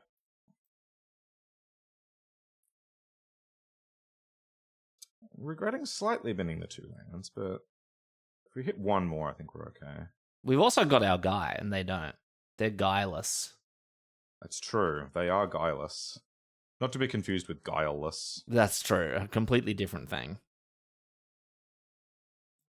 There's not enough entertaining stuff on the screen like Arena. Like when there's a lull in play, you can like look at the things on the left and the right. That's a distraction from the important process of Magic the Gathering. Hidetsugu. Wow.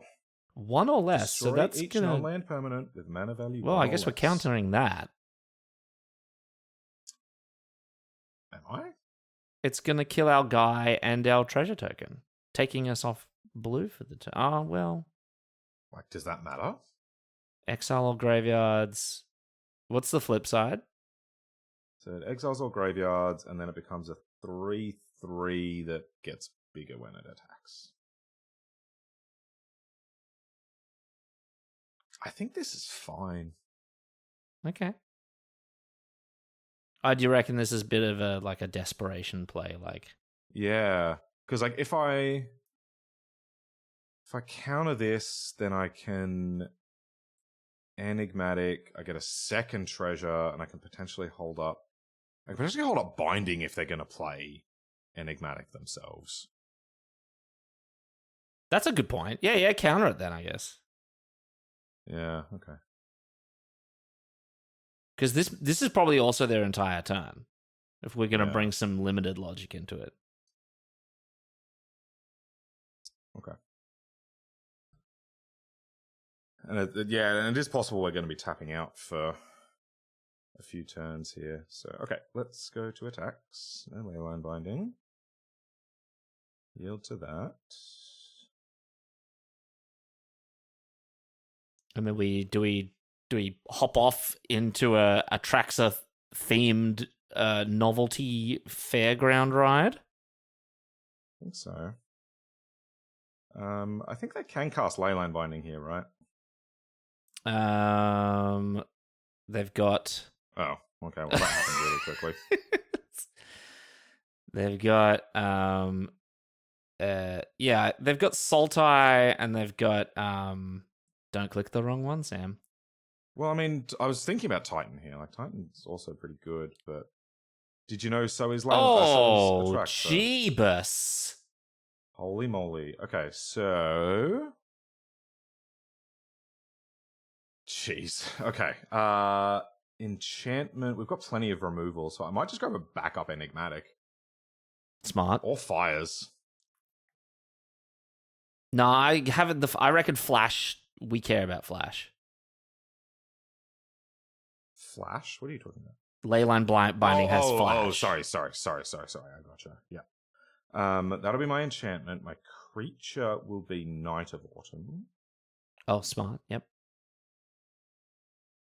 And my land, white, green, red. Got double on all of those, so I think I might just grab my swamp to make that Leyline Binding cost 1. Nice. So we do have to fade 1 turn here, but like even if they drop Enigmatic here, that's not that bad. And if they will have to top deck it this turn. Yeah. Unless they really thought that Hidetsugu was like the go last turn. And if they play Elesh Norn, I can play Enigmatic and go get our own. We're bilging. Okay. Fable down. And in fact, I'll probably just go get Elesh Norn next turn. Oh, yeah, sick. Oh, yeah, they're done. Yeah. So, okay, let's play this. Yeah, you can just clown in on them. Yeah, let's put this on here. Pay a white. Get in for 9. And they know about this other Enigmatic as well, yeah. Attack all. Wait for the damage. Through second main. Okay, cool. And then I'll just play another Enigmatic. So it's an enigma. Blue green. Cool. Go to my end step. They both trigger. Wow. So I can. I don't think I'll sacrifice both of them though. Oh, you can get 2 Elesh. They can sacrifice it. They can sacrifice each other. Yeah. Okay. So then I'll go get. Well, I could go get Ghostly Dancers and just pick it up again, but that seems unnecessary. I agree. We should get the thing that's provably gonna very, very probably win us the game. Yeah. And I've also got Leyline Binding up. Which can exile 2. Which will get 2 things. Oh, gross. Oh, 3. Oh, cycle for the answer. Ultimate the right click menu. Let's go. Oh, 2 for 2. Very nice. All right. Okay, well, we figured out how to play the mirror. Play Elesh Norn and win. Put Elesh Norn into play. and that was the deciding factor in every game. Yeah, it was. Yeah. The Atraxa kind of helped, to be honest. But... Yeah, the Atraxa did help big time. That's a really good point. Alrighty, I would like to play first. Noodle time? And I would like to show you my noodle. He says it every time. This seems bad. Nope, not enough lands. Ooh, this also seems bad. Not enough lands. This'll also not enough lands, but we'll make do. Oh no, we hit 1 more land, we get Overlord, and then we pitch the Overlord. We're fine. And we can pop back some targets. Yeah. I've really come to like playing decks where mulliganing is actually good. Yeah, it's like the London Mulligan with when I was playing what do you call it? Indomitable Creativity. It's great. You mulligan to Indomitable Creativity, which means all of the targets you draw, you put them back, and you're like, this feels like cheating. Yep. It's the same thing when I play Niv, because there's a bunch of Niv targets that you don't actually want in your hand. Sorry, a bunch of bring to light targets that you don't actually want in your hand. Llanowar elves. So this is probably angels. Oh, that's not an angel. That's an elf, though. It is an elf. It is in the wrong deck. That was a good draw, just in case that was unclear. I would prefer a land. A land would be that's the next one we'll draw. So yeah, there's a few things this could be. It is angels. Nice. Okay. Well, hey, draw that land. Yeah, good news is the angels deck is not super fast. Hey, there's a land. They have some fast draws, and this could be a fast one. That being said, having played against the Angels deck in Explorer ad nauseum, as in I'm not the one playing it, but playing against it, it seems to have incredibly fast draws. I don't even know what you're talking about. Like, if you don't kill the Righteous Valkyrie and they're allowed to survive to turn 4, like, kiss it goodbye. Oh yeah, that's why I kill the Righteous Valkyrie. Oh, okay. Sounds like you're not playing a deck that kills things. The thing that wasn't a Deputy of Detention. Yeah. Oh. Okay, see, this I'm not concerned about. I agree. They didn't follow it up with the what's the other 3-drop angel that makes angels when they gain life? Yeah. Yeah, I know the one. Okay, let's play. You know, the only good card from M19. I think we play Overlord. Which is rude to M19, but you got to do it to him. I remember M19 pre-release. So do I, yeah. Cool. All yours. Oh, yeah, also we just drew a card off our 3-drop, in case anyone missed that. Yeah. So... And if they hadn't, thrown away their Skyclave apparition for a bean... 5 mana? Kayla's Reconstruction? Yes. So this is like Coco... but more. Coco. But more. So they're looking at the top 7 and they're looking for 2 3-drops or less. Oh! So what I'm really hoping for is that... Yeah, that's annoying. We are... What I'm really hoping for is that the Righteous Valkyrie's power and toughness doesn't change. It's changing. Boilerbilges. It's 100% changing now. Nope, not yet. Not yet. Okay, that's a lot of stuff. So I can pitch this and go get Boilerbilges, take out the Righteous Valkyrie, and then that can block all the ground pounders, and then we're taking 4 + 5 is 9 in the air. I don't know if this deck plays all that much removal aside from Skyclave. This... pay 6 mana to make it a 5/5 lifelink. So that's still not quite lethal. I think you're probably on the right track with Boilerbilges. I don't really have that much more of an option either. Yeah. So, what other 6s do you have? Just Bilges. Oh, okay. I have thought about some other 6s that the deck could play, and I'm open to hearing from the commenters about what some of those might be. Are all of the Overlords have they all got Titan decks? I think so, yeah. Okay, so let's send this away. Go get Boilerbilges. And if this lives and if it can get Atraxa, that will be quite helpful. So let's know this. Because that's the scary one. It is the scary one. Good to you. So if you gain 5 or more life, create a 4/4. So with the Righteous Valkyrie down, that's now harder for them to do as well. Oh yeah. Although I can get Deputy by sacking the beans to clear up the tokens. And then flicker it later with Yorion to pick up something else. Okay, well, let's thinking ahead. That's good. Yuck, that's not good. Double Valkyrie. Show me. No, that's a whiff. That's about as close to a whiff as possible. It's not so bad for us, yeah. So as for next turn, I can pitch. I got 3. 6. I think next turn is our last turn. We gotta really cook next turn. I think we've got a lot happening next turn. Okay. Oh wow. Oh wow. Yeah. Okay, so I'm going to play Fires Enigmatic, get 2 Enigmatic triggers, which are gonna go get Deputy off the Beans and Atraxa off the Boilerbilges. Which means you should attack with Boilerbilges. Well, if they block and kill it, it's probably done its job anyway, and that's probably okay. I reckon they let it through. They're a life gain deck. No, they don't want us to sack it to Enigmatic.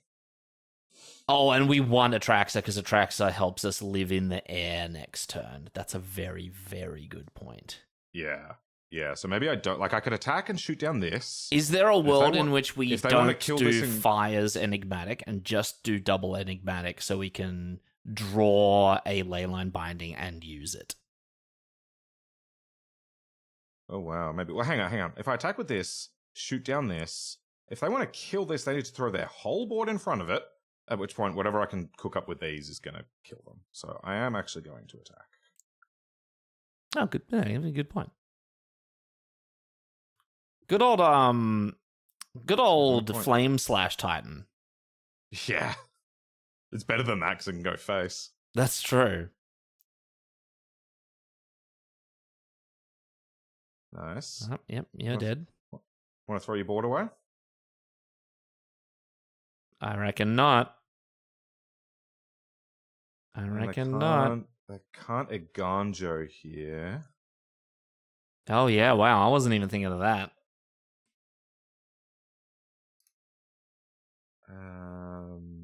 I think this is pretty safe. I got 2 cards in hand. And so they can Boseiju though. Oh yeah, it's an enchantment. Oh, just a chump. Oh wow. Chump to give us back the beans. No, give us back a blank 2/2. They can Eganjo. Why can they Eganjo? Oh, because the mana dork? Oh, Giada is legendary. Okay. Alright. Okay, Boilerbilges down. I could also get Atraxa. Elesh Norn. Then we die in the air. No, I double the trigger of whatever else I get. Oh.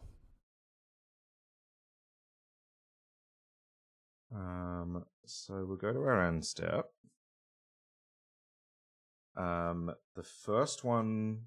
So yeah, if I sack Fires and get Elesh Norn, and then sack Beans and get Skyclave, then Skyclave can nab this and this. Both. Yeah, that's not a terrible idea. Or, nah. I think I'll get Tulsimir, because then I gain life as well. Oh, double Tulsimir's got to be pretty good. No, I can't double Tulsimir unless I sack an Enigmatic. So yeah, okay, I'm going to sack Fires. And go get Tulsimir. Tulsimir's trigger will fight... The 3/3? Yeah, it's probably more important to kill this than have my own 3/3 hanging around. I did!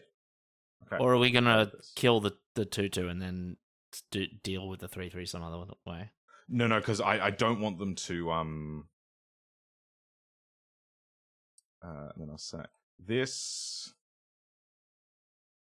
And go get... Skyclave? I could copy... But that doesn't seem amazing. Get Skyclave. And grab Giada. Cool. All right, I feel very good about this now. All right, tricky turn, but I think we did that okay. Yeah, okay, so the top decking, well, they had one card in hand, so two cards in hand.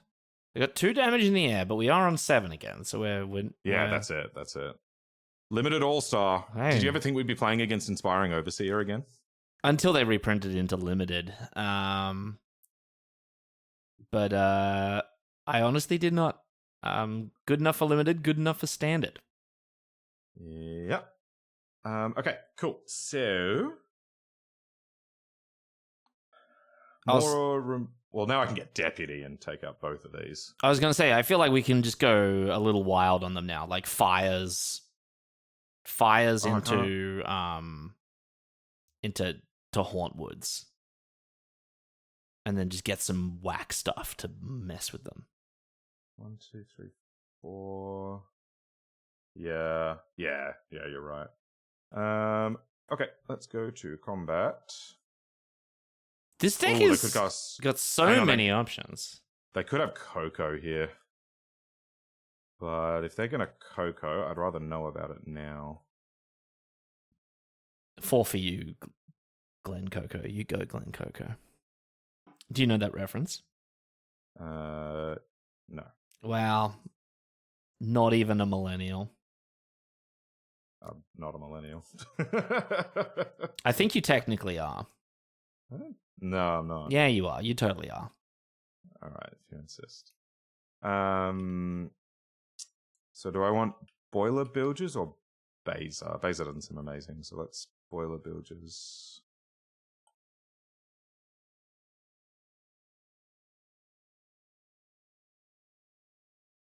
So many B words. And I can get another 5 as well. So many B words. Boilerbilges, Beza.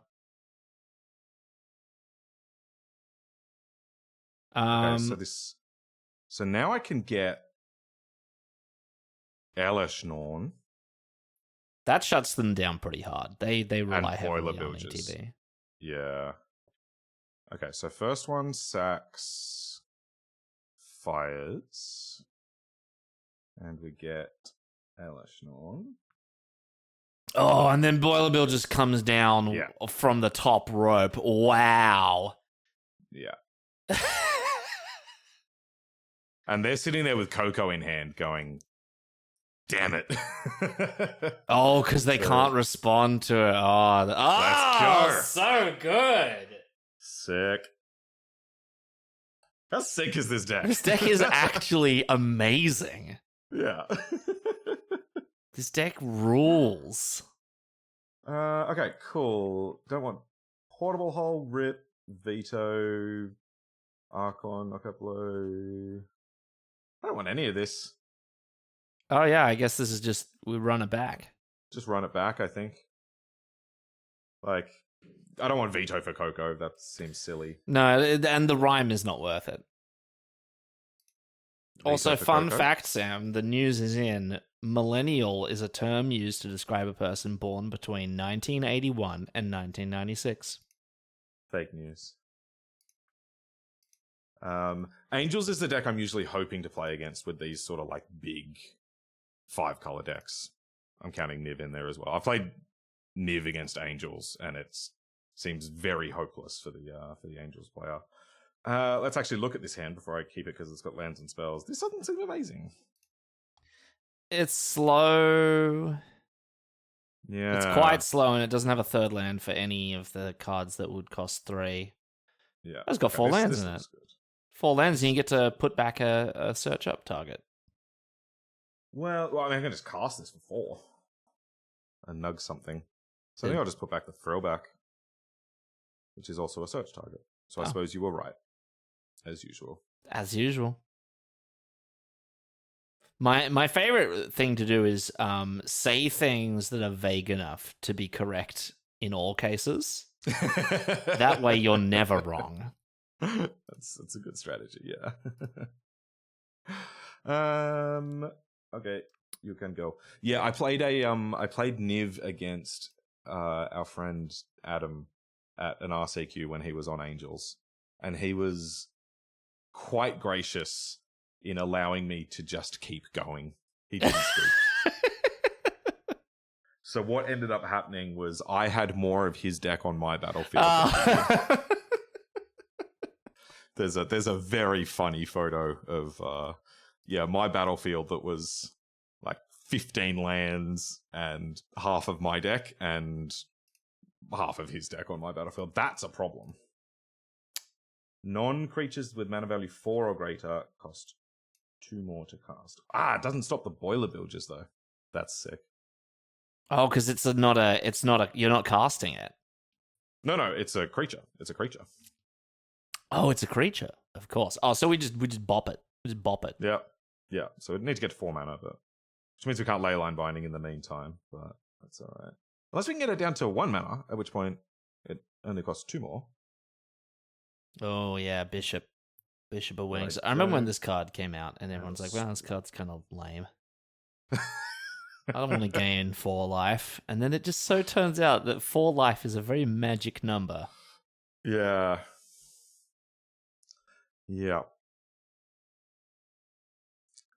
So the good news is the Redain looks like it's slowing us down, but is not all that much.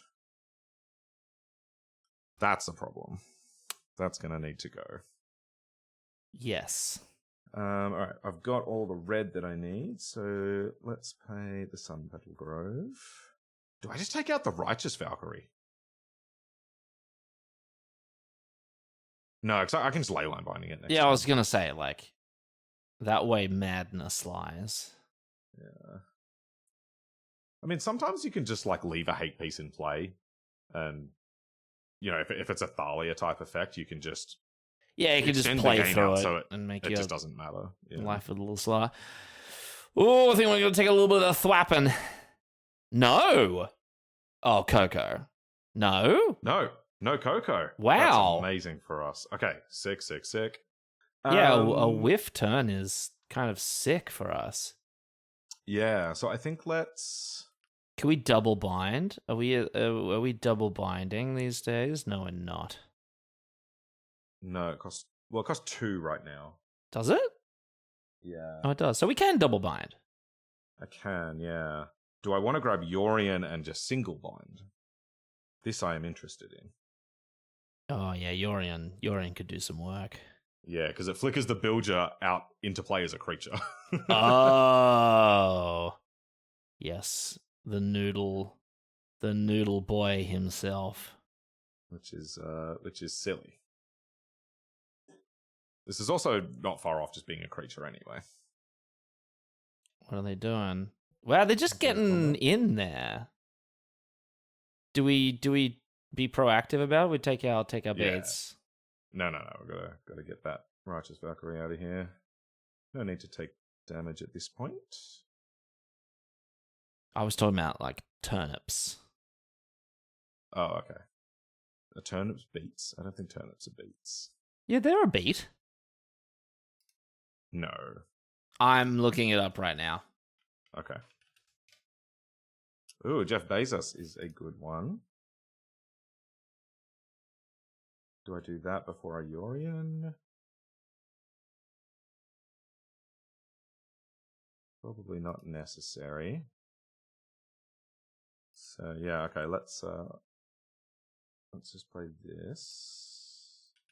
Adrian's busy looking up definitions of tubers. Oh, I was so wrong. Turnips are not beets. And beets are not turnips. Alright, let's exile out this friend. Oh, we're just going a little sicko mode on them, aren't we?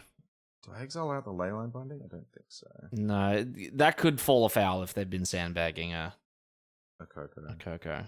A 4 for you, Glen Coco. Well, I mean, like the argument for flickering out the Leyline Binding is this is a little fragile because it can be Boseiju or whatever. So if you can flicker this out, grab something that matters less, and then Boilerbilge the Righteous Valkyrie. Okay.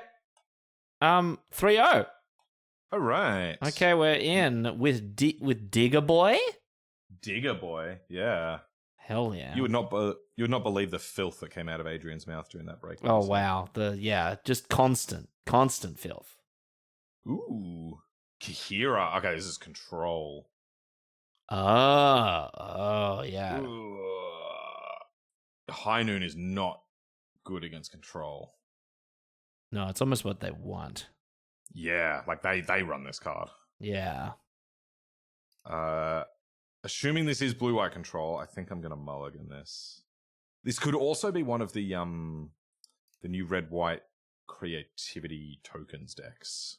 Oh, okay.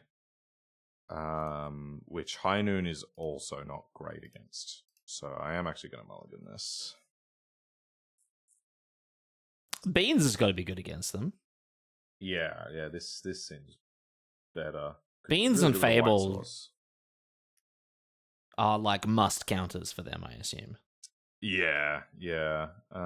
This doesn't seem like the matchup for this. I have a feeling like this will be a tough matchup, especially on the draw. Which is great because there's nothing I love more than a grindy control matchup. Wow. Yeah, the problem is like we're sitting here and just trying to like jam 4 mana spells. Yeah, and they're like, oh, I guess I'll counter that. Very happy to see, yeah. So this Beans is not going to resolve, but we're going to cast it nonetheless. Stranger things have happened. Season 5 coming soon. Okay. Yep. It is counted. What about Beans 2, though? Nobody expects Beans 2, the sequel. They don't know about Second Beans. They don't know about Second Beans. Yeah, now that we've had Meat Hook Massacre 2, are we going to just get Beans 2? Yeah, Up the Beanstalk, but again. And they have to call it Beans 2. You're not playing around with 4 spike mana? No, they don't really play Jawari Disruption much anymore. Okay. And if I drew a Triome there, I really wanted to be able to play it. Fair. No, that'll make sense. So now's the turn where we start jamming important things, because this is their Memory Deluge turn. But Third Beans. Third Beans is also really good.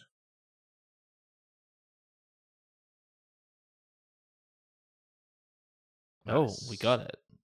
So possible they don't have counters, or possible they just really want to resolve this Memory Deluge. Or Emperor. It's almost like you've played. It's almost like you played this format a lot. Yeah. Well, really good advice for people who are playing into control decks. Like, I know a lot of people get really frustrated by playing against control. The trick is to know when they want to play their card draw spell. Okay. And these days it's usually a 4 mana spell. Okay, that's High Noon.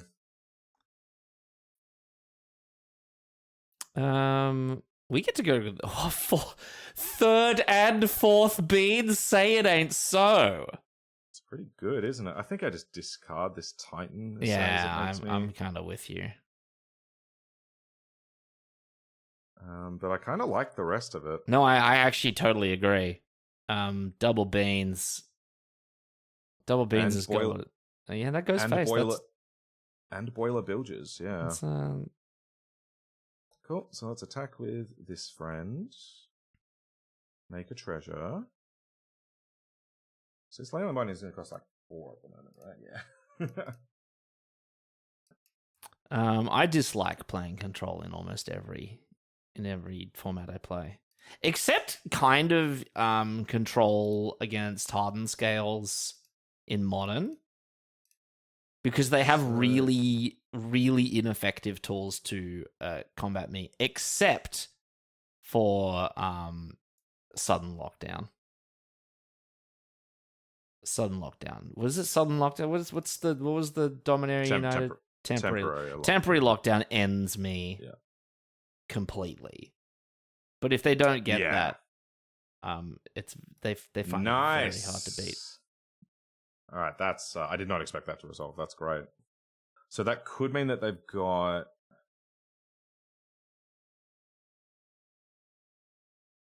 okay. All right, deduce.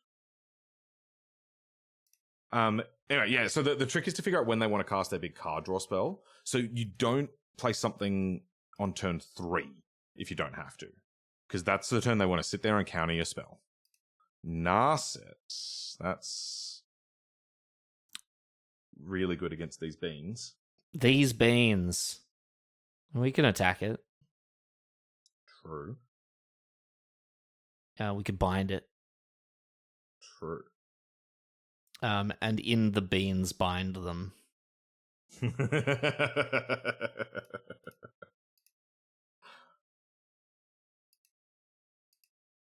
All right. What did they reveal? 1 bean to rule them all. 1 bean to find them. Okay, so they have changed the equation. 1 bean. That doesn't counter Leyline Binding.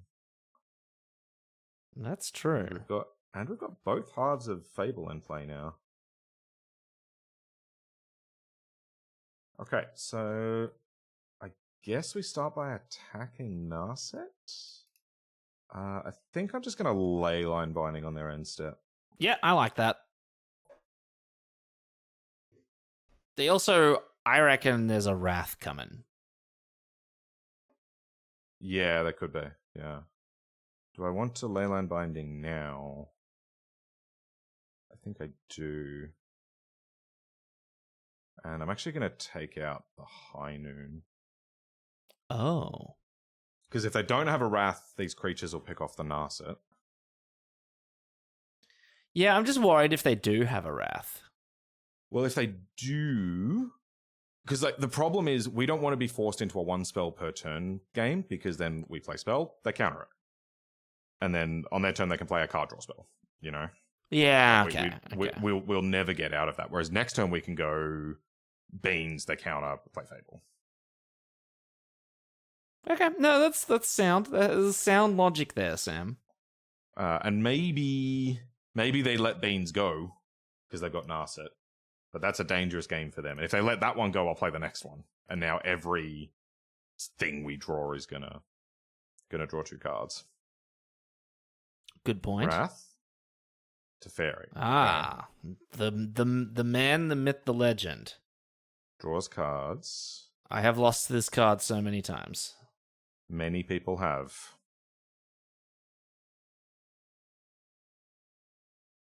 What are they doing? Get lost. Oh, okay. Wow, respects the Fable. Wow. All right. I think we're about to do a number on them. Okay, so we go into the zone. Because remember, we can only draw 1 card a turn at the moment. Yeah. So we attack Narset. We have a lot of mana here as well. This is We've got great. maps also, as well. As soon as we play Yorion with these beans, we're going to have a good time. Whoa, Narset down. Okay. All right, that's great. Okay, so let's go. 3rd beans. Beans the 3rd. And they'll never guess. Yeah, they're going to change the equation this, and then we're just going to wreck them. Yeah. I possibly should have even led with Fable. Beans again. More beans. 4th beans. We have all the beans. Oh, wow. I'll just play that for... Oh, do I want to play that for 3 or resolve Fable? Good question. I think the Fable's good because it pressures the Teferi really nicely. That's a good point.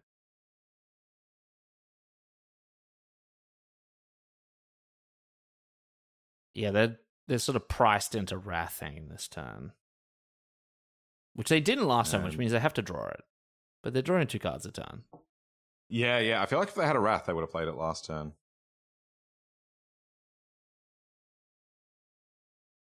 And the Boilerbilges is ticking down. Yeah, I was going to say, that's just there. Yeah. So maybe they want to wait 1 more turn on the Wrath, but then they've got to deal with these guys coming at Teferi.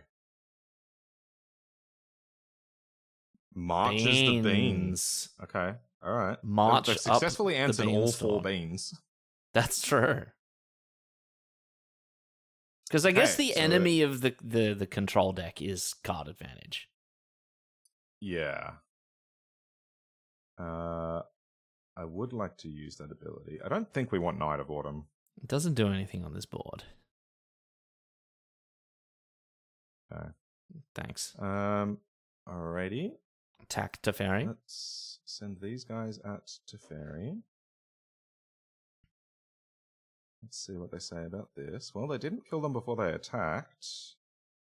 So now we've got 5, 6, 9 mana. Emperor. Oh, just animate the bird. English. Okay.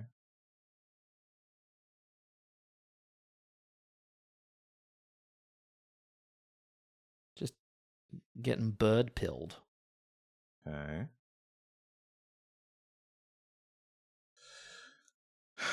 So I can either play this or I can grab Yorion and play Yorion. 3 cards in hand. They have not shown the propensity to counter, but they could have drawn a counter in the 2 cards they drew. Do we care so much if Yorion gets countered? Or do we really want to resolve it? I prefer Yorion. Yeah, I think Yorion's better than this, so I guess we run this one first. Although they get 2 more cards next turn. Also, if I resolve Yorion, I can flicker Boilerbilges and kill Teferi. Which I think is worth doing. So okay, let's grab Yorion. Although unless their counterspell is No More Lies, because of the counterspells that they play, because the counterspells that they play are No More Lies, which counters unless you pay 3, Veto, Change the Equation, and none of those hit Yorion if I play it smart. Okay. So I'm actually just going to cast this. It's also just a big threat. The problem is, now's our turn to kill Teferi. Because he's on 4 loyalty. I am actually just going to try and go for this. Okay. I like it. 1, 2, 3, 4, 5. I'm not going to flicker the Leyline Binding, but I will flicker. Yes, let's go. Wow, we're going. We're running off. All right, flicker out Bilges and Fable, and I don't want to use a treasure to use a map, so I'm just going to pass the turn. Here they come. Yep. This is going to nug that gentleman. That guy. And we get another Gobbo. So is this Emperor? Okay, Deluge. All right, Deluge is pretty good here. So it's possible they were waiting on Wrathing for the Boilerbilges to come off. Oh, that's fair. Yeah, Wrath next turn kind of does us. Well, kind of. We've still got a threat in hand, and the Fable's gonna keep doing Fable things. Oh no! Oh, they're digging. Set. Okay. So they didn't find the Wrath. That could dig for a Wrath. They find Change the Equation. Okay, that hits Overlord. What are we doing? I feel pretty good about What this. Wraths do? All right, Get Lost. It's usually 3 Supreme Verdict, some number of Supreme Verdict, and lists have often been playing a Settle the Wreckage recently. Oh no! For the fear. Yeah. Now, do I pitch this Overlord because they've got Change the Equation? I don't think so. I think I'm just going to make them use it because I really want to resolve Enigmatic or something at some point. Oh, there's an Arset in play. Cool. That was smart and very cool of me. What did you do? Discarded a card to Fable. Oh. Okay, I am going to use my map on this Gobbo. Does map say draw or put it in hand? No, put in hand. Yeah, it's put in hand. Put the reveal card in my graveyard. It's a Fable. No, I quite like Fable. I was gonna say, do you always not that I'm not an expert at the control matchup, but do you just have to always go for the value play? No. Oh, do you mean from our perspective? Yeah. Like, just try and outvalue them as best you can. But then again, they sort of inevitably get there like 5-for-1 with the Wrath, which kind of swings it all the way back around. Okay, so I'm taking Narset with these two and Face with the Yorion. I like it. Let's make some treasure tokens. Wow, we have never not made the treasure token. Yeah, we're really getting ahead on mana. Now, I could jam with the Overlord. Oh. I like that. This Emperor be wandering. What are we wondering about? That's great. Okay, cool. No, sit down. All right, well, now I'm just going to play Overlord.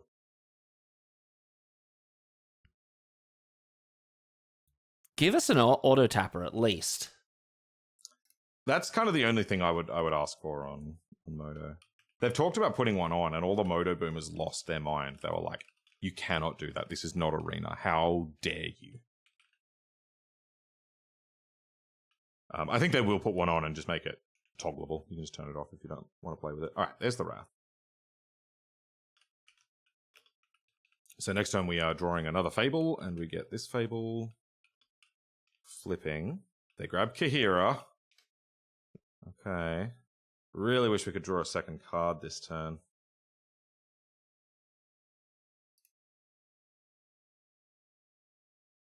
Because otherwise I just have to run this in to change the equation, which I do not want to do. Yeah. Okay. I'm just going to map. Oh, so they want to kill it in response, which I'd be very happy about. Cool. Let's map again. Thanks for these maps, opponent. Look at all these lands. Lands in... Oh, look at we're drawing cards over here. Aside from the everywhere, that's our first blue source. Nice. Reminds me of a Fleetwood Mac song. Okay, I'm not a Fleetwood Mac fan. Which Meatwood Flack song?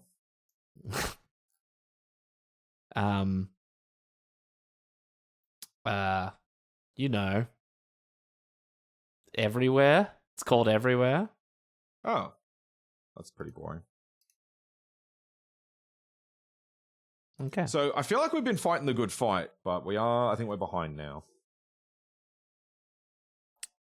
Just, I guess, like an action perspective. They have 4 cards in hand. We have 2.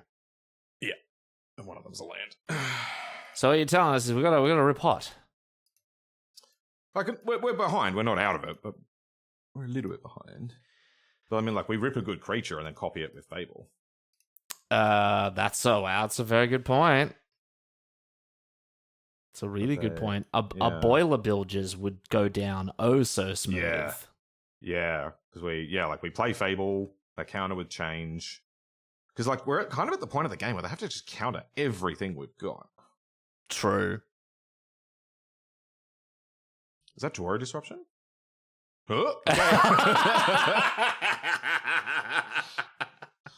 That's fun. Well, now we know. No, for the next game, yeah. What will we draw? Let's go Boilerbilges. That's not bad. That's not bad, yeah. Let's go to the combat step. I guess so. We could get Emperor if we do that, but They already have an Emperor. I mean, true, yeah. Oh no! They can activate the manland. Ah, we're really good at this.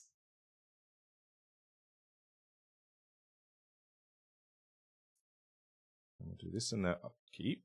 Force them to use mana on their own turn for once. Oh. Yep. That sounds good to me. All right, over to you. Okay, resolved. I can see them not wanting to fight over that, though. Yeah, they just drop another Teferi now. Yeah, like I think they want to fight over our threats, not our answers to theirs. So smart. You got to play the game. To answer your question from before, I think a lot about we're in a different phase of the game now, but a lot about trying to beat control is making their mana awkward and just like, oh, that did get us a bit. Yuck. Farewell is just like the beating against every deck I've been testing. Like, yeah. Oh, Deputy. Oh, Deputy. Deputy. I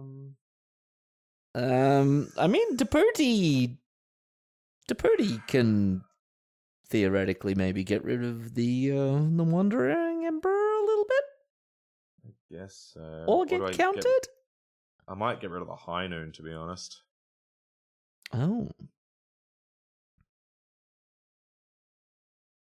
They haven't shown a way to activate the High Noon. They can put the Sunken Citadel on. Oh, on red, yeah. On red, and I can't remember if they got ways to make treasures. Okay.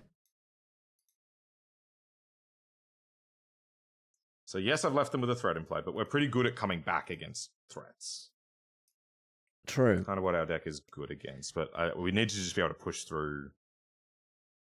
Okay, they're going to try and close the game.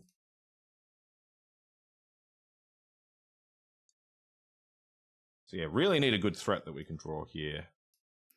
So we can run the Boilerbilges would again. Yeah. The Boilerbilges has really impressed in every matchup, hasn't it? Yeah, good old 4 damage Titan. Is there an 4 damage to any target spell? Does it just exist? It does, yeah. I'm gonna find out what it's called. All right, I think I actually would prefer to resolve Fable than Overlord. Yeah, I agree with that. I agree with that statement. So, they took all my treasures. They're gone. That's pretty rude. Okay. 1, 2, 3. Yeah, I can still do the thing. 1, 2, 3, 4, 5.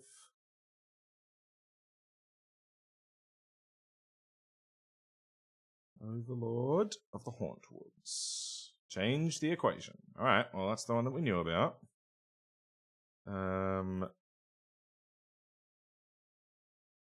Fable.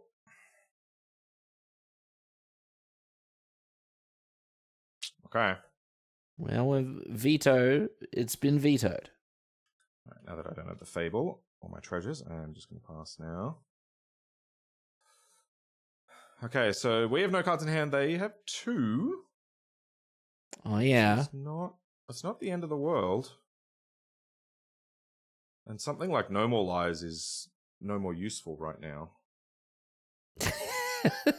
That's very good. Okay, so acceptable shorthands for 4 damage to any target. Yeah. Flame Lash. Oh yeah, okay. It's pretty good. It's been a card since Kaladesh. There's an old one.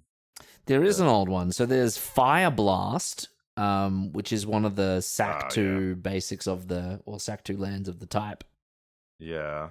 There's a 2 mana. I thought there was a 2 mana one from Exodus or something. Ooh. Let's find out. Oh, that's interesting. I mean, okay.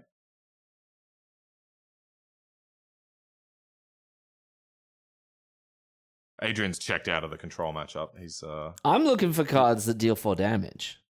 I know. Oh, I could just take the Emperor.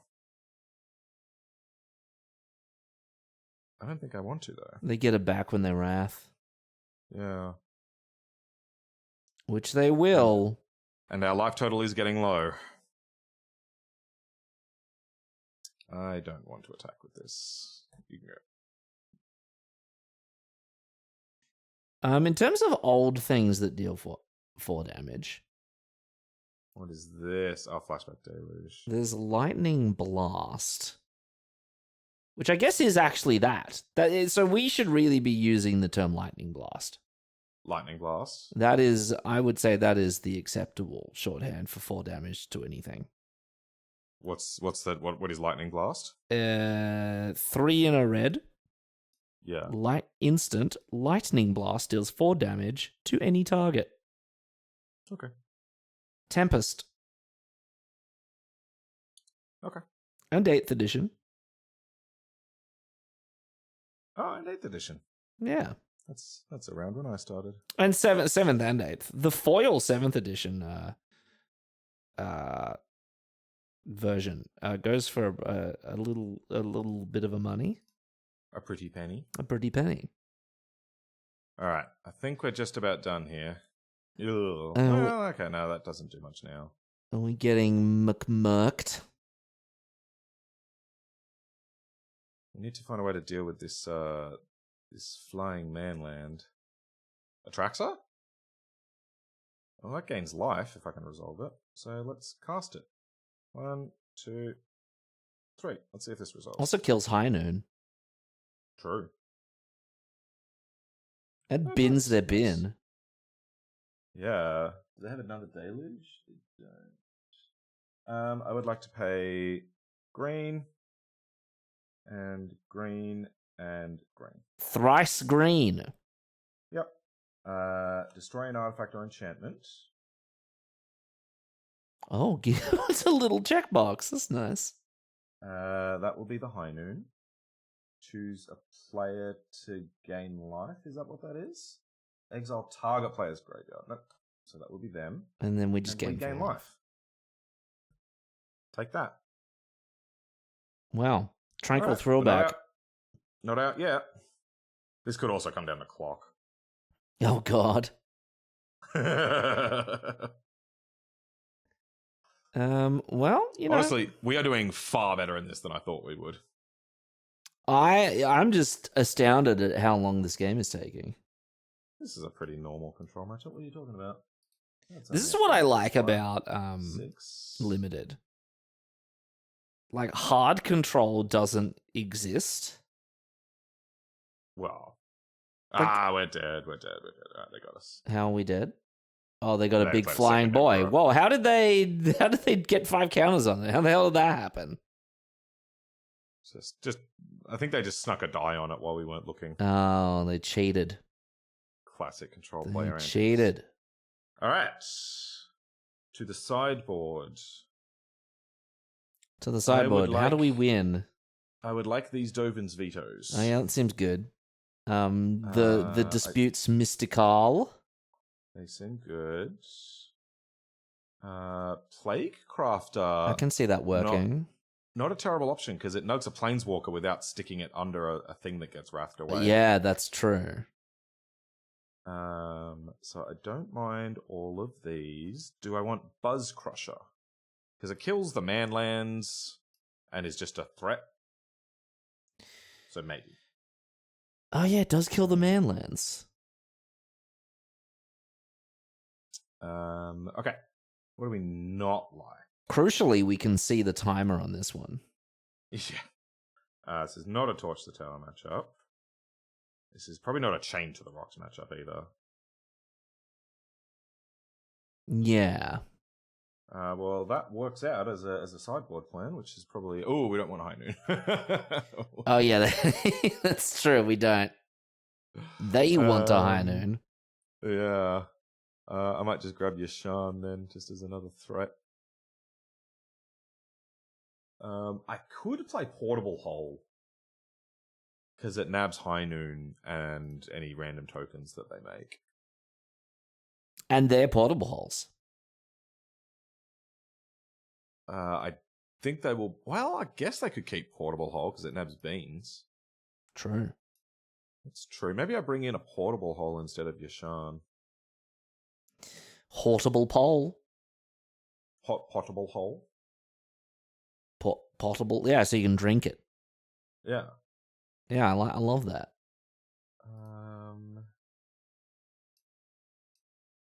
Do I want Beza? I actually think Yashan is better than Beza. Beza doesn't Really? do anything. Like, Beza could draw as a card. True. This draws 2 cards. That's so true. All right, let's try this. Okay, well, you know, noodle time. Tell them that it's noodle time. It's a noodle time. Oh, they never played the Kahira. They had that Kahira in hand quite a long time. Oh, they did too. This looks bad. Yep. This looks equally bad. Also bad. Okay, Mold of 5 against control deck. Not ideal. Oh, I mean, this will go. No, this is fine. This is fine. Yeah. I'll put this and this It's the away. ghostly dancers for money. Okay. Retrieve enchantment from graveyard. Couldn't make that rhyme. That's for all the Tina Turner fans out there, by the way. And there's at least 3 of them. I reckon there's more than. I reckon more than one. I will say more than one. Get in the comment section if you're a Tina Turner fan. I like we're really selling Tina Turner. I said at least 3, and you said no. I reckon at least 1. No, I said more than one. No, well, I guess yeah, same diff. All right. You have added the digit 2 as an option. Same diff, but the way you said it, it sounded so. It sounds so negative. I really like that you had to correct me just to say no. I reckon there might be 2 of them. Yeah, no, I mean, look, I don't have to sell Tina Turner. Look, Tina Turner's the boat for Tina Turner has sailed. Let's be honest with ourselves. She is not actually paying us. I reckon if Tina Turner wants any kind of revival, she's got to go viral on TikTok or have someone use one of her songs to go viral on TikTok. And now we're back in Tina Turner world. I'd be highly surprised if they counted this. Yeah, we're about to have all our basics. This is kind of cool.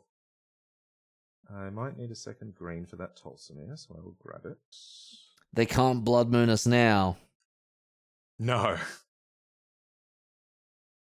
They may try. Blood Moon's not in Pioneer, just for those that don't follow these formats too well. Okay. Do you reckon that's a good or a bad thing? Good. Not a fan of the moon? No, I think it... So this is where we pass. You don't jam into this 3 mana. We wait till next turn when they've got 4 and are really hoping to... oh no, they can Field of Ruin my breeding pool.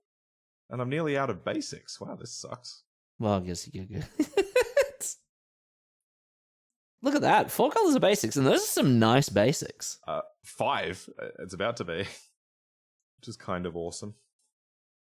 Well, there's my breeding pool again. Oh, so now you try and jam fires. Yeah. I think now that we know they've got Jwari, I might as well play around it.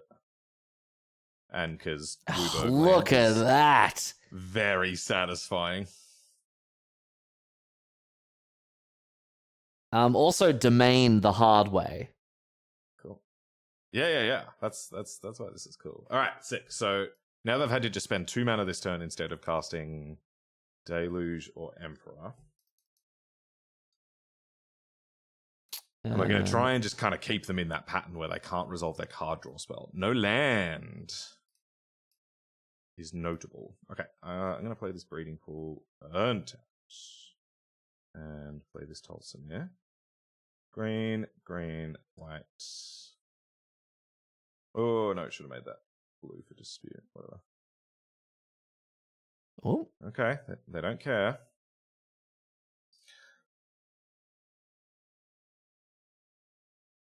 All yours, opponent. So now they have to kind of deluge from behind without that land drop. So... Oh, not deluging? Just spending a card to kill half our card? Spending a second card to kill the other half and give us some maps? I'm a fan of this. This does not seem a winning strategy. Lockdown. That's fine. Now we resolve Enigmatic. If I can get another 2-mana enchantment. I cannot. Alright, I'm going to resolve Enigmatic, though. Seems correct. Rather than Overlord. Although... yeah. You cannot keep Sam from some mana efficiency. No. The aspect that I was really thinking about there was that if I play Overlord, it puts a threat on the board, and they may have to tap out to deal with the threat, and then we can stick Enigmatic. No, okay. 1, 2, 3. Okay, well, I'm gonna keep trying to jam threats. Would you sack it? Around... Yeah. So I guess I only just pay 3 for it then. Yeah.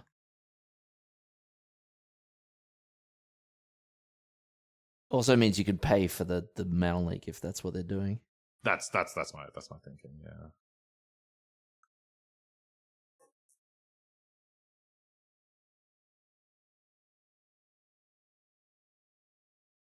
Cool.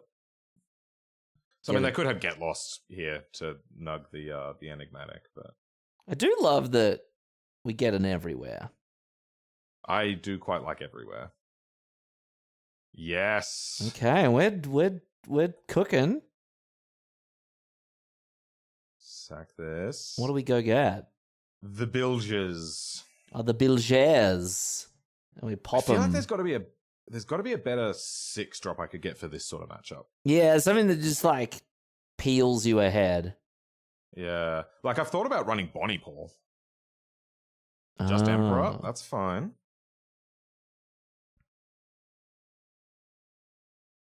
Okay, they have a Wrath. They're going to Wrath away the Bilges. The 1-for-1 Wrath always feels good. Yeah, it does.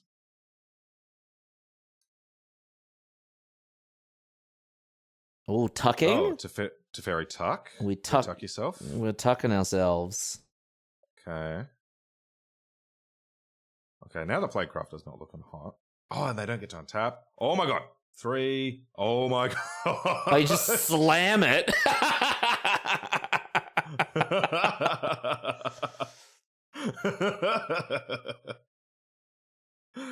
Can I get a mystical dispute? I can.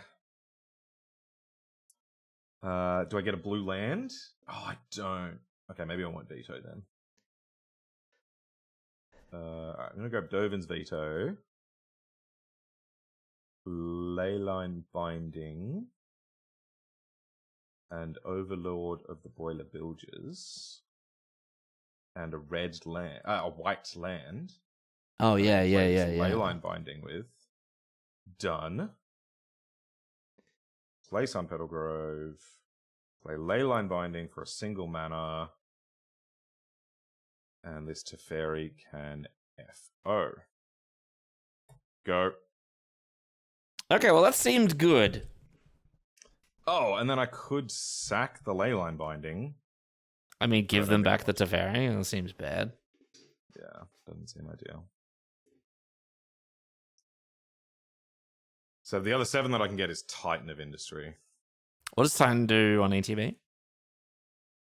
Makes a 4/4, destroys an artifact. You can choose 2. Make a 4/4, destroy an artifact or enchantment, gain 5 life. Oh, no, they got a strip mine. They're on strip mine duty. Lame. Should have done it last turn, though. True. What's this? Yeah, Supreme. Okay, Supreme! Oh, time to play the game, Sam. I think... Oh, I don't have a second red for Boilerbilges. Now that they killed everywhere. Oh, you don't. But I can just go get Titan of Industry now. Oh yeah, just bind the token, get Titan. Yeah, that's nice. Yeah. I could. Oh, also... hang. Oh, I'm cooking with you. I'm cooking with you. Get the 2/2 drops. Go get. Can't get any more lands. I mean, that's fine. I was just gonna say for the dudes, because then you could play second Enigmatic Incarnation, sack both of them, and kill both their dudes. I really want to get a Titan of Industry, I think. I mean, fair. And this also holds up Dovin's veto. Cool. Go to end step. Okay, so I could sack. I think you just sack one, right? Or do you get a 5-drop and a 6-drop? Yeah, I think I'm going to grab Elesh Norn and double the triggers on my Titan of Industry. Oh, because you can put shield counters on it to wrath-proof it, unless they rip Farewell, but... I could also get Ghostly Dances, but that doesn't seem so important. Actually, no, I'm kind of with you on Ghostly Dances. Oh, really? Just, like, show them, like, an unbelievable value loop. I mean, this seems unbelievable as well. I mean, okay. 2 triggers. Choo-choo. We're running out of time. Put this trigger on the stack. I would like to... You can do it all. 4/4, put a shield counter. And I'll put the shield counter on... Oh. You make a 4/4 first. What is going on? Oh, right, I have to choose my modes. Okay. This is going to be the longest video on the channel. I'm saying it right now. Nah. We've had some near 4-hour draft videos. I mean, that is a fair point. This control matchup is eating the time though. Or we're gonna have to move quickly. We're just gonna lose the next game to a timeout. No, actually. But thank you for asking. Dovin says no. Dovin vetoes that. So we could lose to Settle the Wreckage here, but whatever. That's fun. That's good content. Where's their 4th mana? Let's go. Yeah, I said that before they did the thing. All right, so let's just cast this. Boil some bilges while we're at it. Don't mind boiling some bilges. Do we go face or do we go token? Kill the token.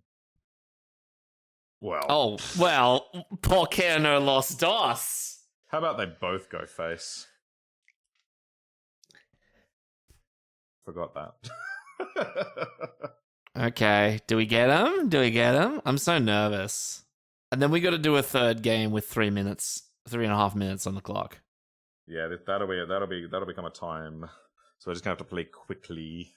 Well, that like seemed that to work. Yep. Okay, so no talking from Sam, only talking from Adrian. Okay, deal. Now we just gotta wait. To see what they're doing. Here we go. Okay. Let's play some speed magic, Sam. Show them your noodle. Oops. He did not show them his noodle. That's all right. We will never get to the stage of the game where we will play him. We will run out of time before that. Okay, drew a sideboard card. That's always good. Drew 2 sideboard cards, actually. There's no way they counter this Path to the World tree, right? No, there's absolutely no way. They'd never. I'd never. And I don't play decks with counter spells normally, so this is a lie. I played a deck with counter spells on a Real Human. Oh, we were so wrong. So wrong. They're on that limited. They're on that limited thing. They're like, hey, I've got the mana. I'm going to spend it. You win games by being mana efficient. Hey, we got lands. We love that. From Sam's sage lesson before, you never play on 3. Except when they do that. And then we're desperate. We're gagging for a land off the top, which we hit. Like that. Love that. And then we just try and slam them. Force them to counter this, because they will counter it. It's a certainty. It's going to happen.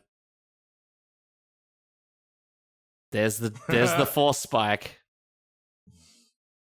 But now they could not do their big fancy card advantage spell, but they did get to draw cards still. So Yeah, that's where Deduce is actually quite good. Oh, we're runner on lands. Oh, what about second force spike? I don't think they have 2. You don't And think... if they do, great. Okay. They never know about second Force Spike. Well, that's red. That's red or green. All right. Well, we're playing fast. Yeah. The funny thing is I could probably just, like, pass every turn back to them and they would just time out before they could possibly kill me. There's Kahira. Kahira. They got the whole of the Storm Giante, though.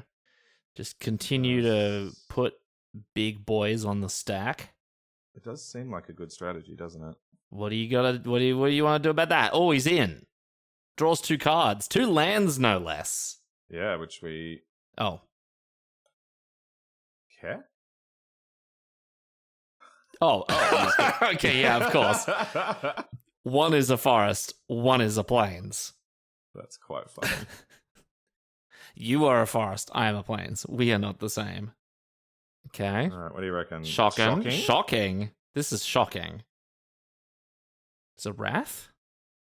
Are they... Oh, just popping in the creature. Creature in. Exile creature. Might as well use our mana. See, limited is truly the king's class of Magic. I'm very happy about that. All the basics. We're just clowning down. Yep. Not good to draw all your basics against the Field of Ruin deck.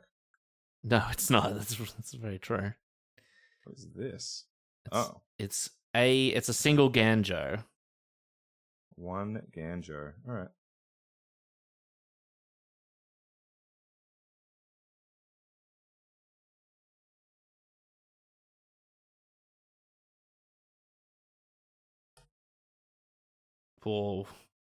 Oh, speed along.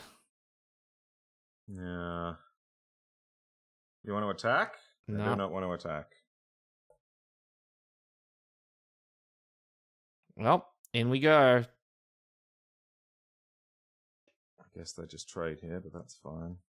In we go. I wonder if they just animate the hole. Nope. They're blocking. I think they know the game we're playing now. We've stopped playing Magic. We've started playing who can click mouse buttons faster. Yeah. There's the deluge. Love a bit of luge. It's unlikely we win this one. They're too far ahead on time. I also don't think we're winning the game on its merits either. We're not. Oh, there's Teferi. Everyone's favorite guy. And by that I mean no, he's not everyone's favorite guy. He's like everyone's least favorite guy. He is no one's favorite guy. In almost all of his iterations as well. There's few Teferi cards that everyone's like, oh yeah, this is fine. Except for maybe the first Teferi. I reckon that's the only fine one. Mage of Zalfir. Yeah. Which is he's just a future sight guy, right? Yeah. He's Magus of the Future Sight before Magus of the Future. Wish I had a Sky Noodle. Can't have everything we want, Sam. I imagine the hole probably gets in here. No? Nope. Okay. Hey, fires. Or no. Or nothing. That eats up precious time, so can't be doing that. Emperor. Yeah, they can clock us pretty quickly now with Emperor and Hall. Well, it was fun. It was look. I would say it was fun while it lasted, but it's so miserable. the control matchup is fun for no one. I don't even think the control player is having fun, and if they are, shame upon them.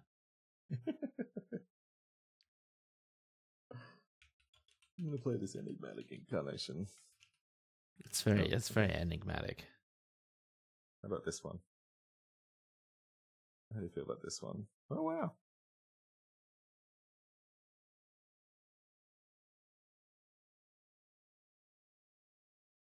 Oh.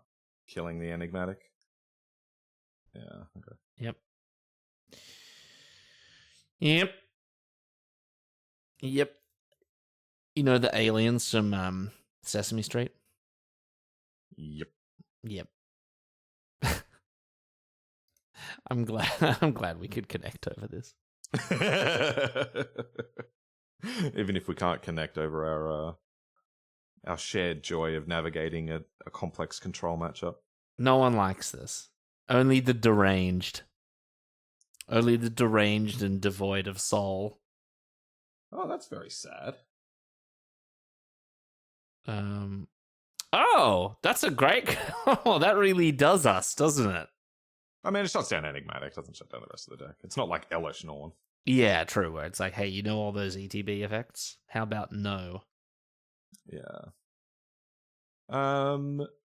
Looks like we've just lost on merit, even though if I wasn't rushing, I would have had a Yorion. That's true, but I don't know what that would have done.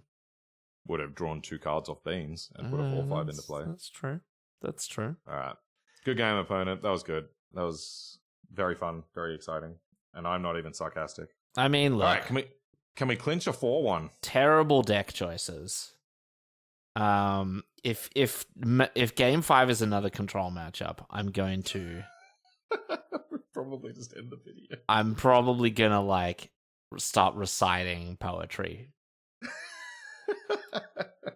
Or we could we could waste our time playing the random card game. We love that game.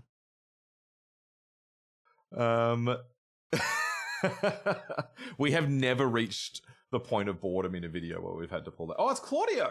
Hell yeah. Who's Claudio? Oh, we're both cool. We're both DB boys. Claudio is the Niv master. Oh, does he know you? Yes. I think someone sent him one of my Niv lists at one point. And he hated it. We are both Yorion gaming. This could be another mirror. This hand looks decent though. All right. Let's go. Is it the mirror again? Could you imagine? Could be. He could be on Niv. Oh, yeah, right, actually, yeah. This is the Niv master. We're probably facing down Niv. He plays a lot of different decks there. And I don't think Niv got anything new from the new set. What do you reckon our juice against Niv is? Are we good against Niv, bad against Niv? Is it going to be a soul-destroying, swingy, never-ending slog fest? I think it'll be one of those, yeah. Okay. It'll probably play out pretty similar to the mirror. Pretty great song by Dream Theater. But I feel like making that joke all the time. Maybe a little bit derivative. What? You making the same joke all the time? Never. That doesn't happen. You making the same joke about me making the same joke. Now it wasn't a joke. Now we're the double derivative. It's just a lovely observation. All right, what is it? Okay, still don't know. Every 5 colors. That's true. Like it could be everything. Playing the new lands though, that's fun. The new I check thought about lands. putting them in here. I thought about putting them in here as well, and I possibly should have just to try them out. Okay, so let's try them out. Nice, that's good. All right, so let's go Chain on the Mountain. Let's just make sure they don't get ahead on mana. Okay. I could Boseiju this, but if this is the mirror, I don't want to do that.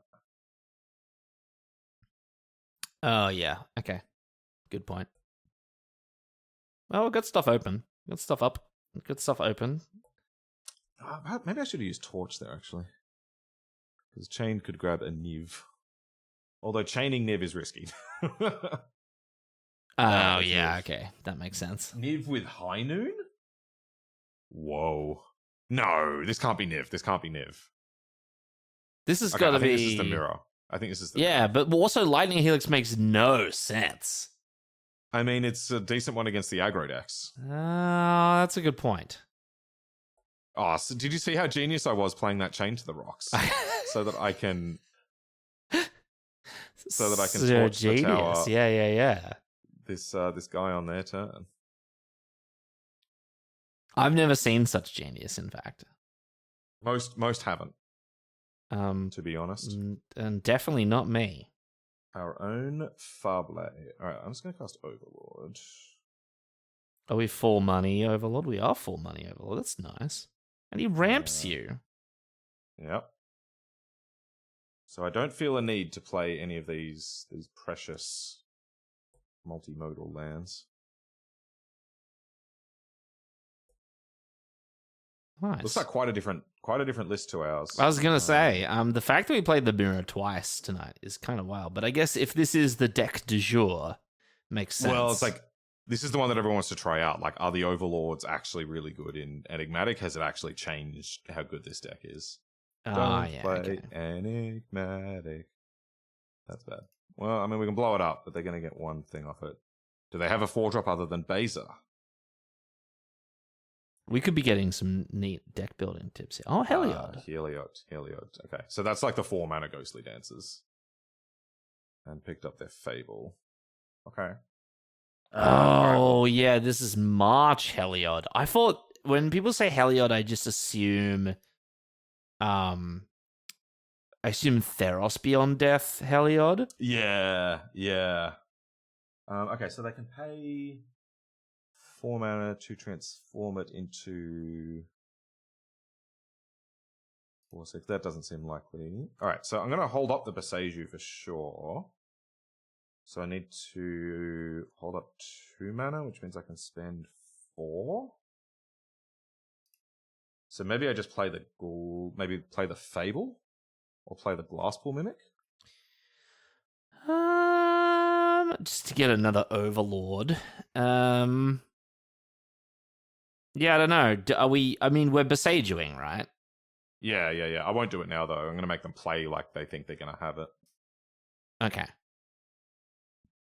Well, in that case, more threats is good. Yeah. I reckon Fable probably gets a bit better later on once I can filter away some lands that I don't need. Okay, that's a good point. We have 4 everywheres in play. Yeah, well, we are everywhere, all the time, everywhere, all at once. We've been everywhere, man. We have been everywhere, man. And we've been everywhere, man, 4 times, in fact. Or is that just, I don't know who did that song. Meatwood Flak, I believe. Meatwood Flak. Okay, nice callback to 3 hours ago in the video. Yeah. High noon. Okay. It's one way to neuter our mana advantage. No. Stop. I didn't have a stop set. That's really annoying. Okay, well, I'll let them just resolve this then. Sorry, I should have had a stop set on their second main phase. Which is the 2 mana thing. Oh, yeah. We're getting Deputy. Okay, they don't have a Deputy. This is all fine then. That seems a little desperate from them. Yeah. That doesn't seem like a confident and proactive. Okay, that's pretty good. Still got 1. Yeah. Still got 1. Ooh. That's a good hit. They just Otawara the Enigmatic back. Oh. Ouch. I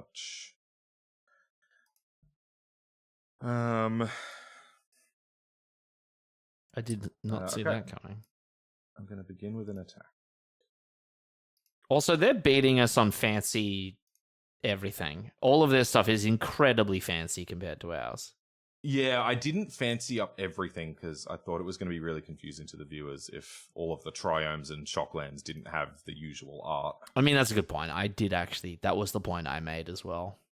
Yeah. When you asked me if we should go and completely bling the deck out. Yeah. Well, we're still playing the game. What are we up to? 6 everywheres? It's a lot. Oh, I should have played the Fable before the Fires. No, that doesn't make any sense. It doesn't work like that. Does not work like that. All right, we're now behind. Yep, that's pretty good. Blow up a Haunt or the Fires?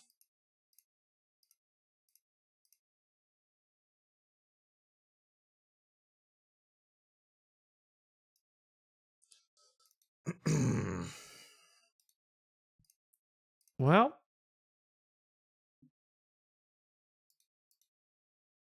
it's all happening.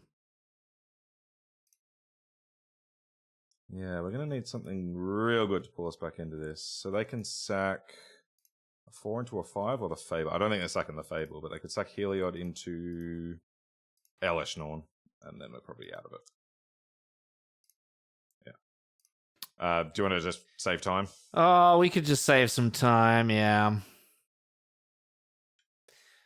Whoa, okay, so Elesh Norn continues to be the decider of the mirror. Yeah. Unless we've got Bladecrafter. Hasn't worked yet. Okay, so Durban Veto. And that's it, I think. And we cut. How did we do it last time? We cut the 2 torches and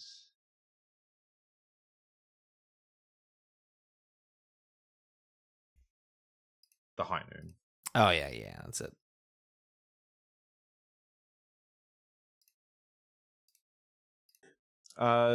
Cool to see that Claudio's playing High Noon as well.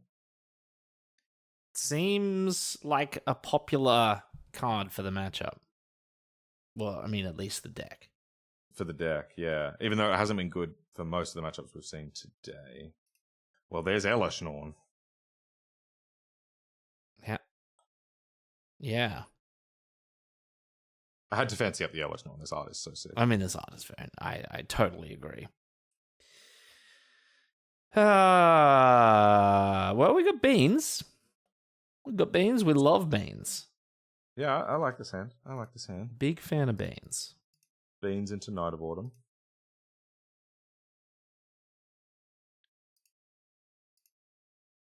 I guess we got punished for waiting on that Boseiju. But, I mean, if I'd Boseiju it on my turn, I think it was right to wait. It just worked out really badly. Yeah, I mean, you seemed so confident. You were like, oh, no way. Because, yeah, you want them to play as though they think they're going to have it. And you don't want to give them the land on their turn. Yeah, okay, yeah. Okay.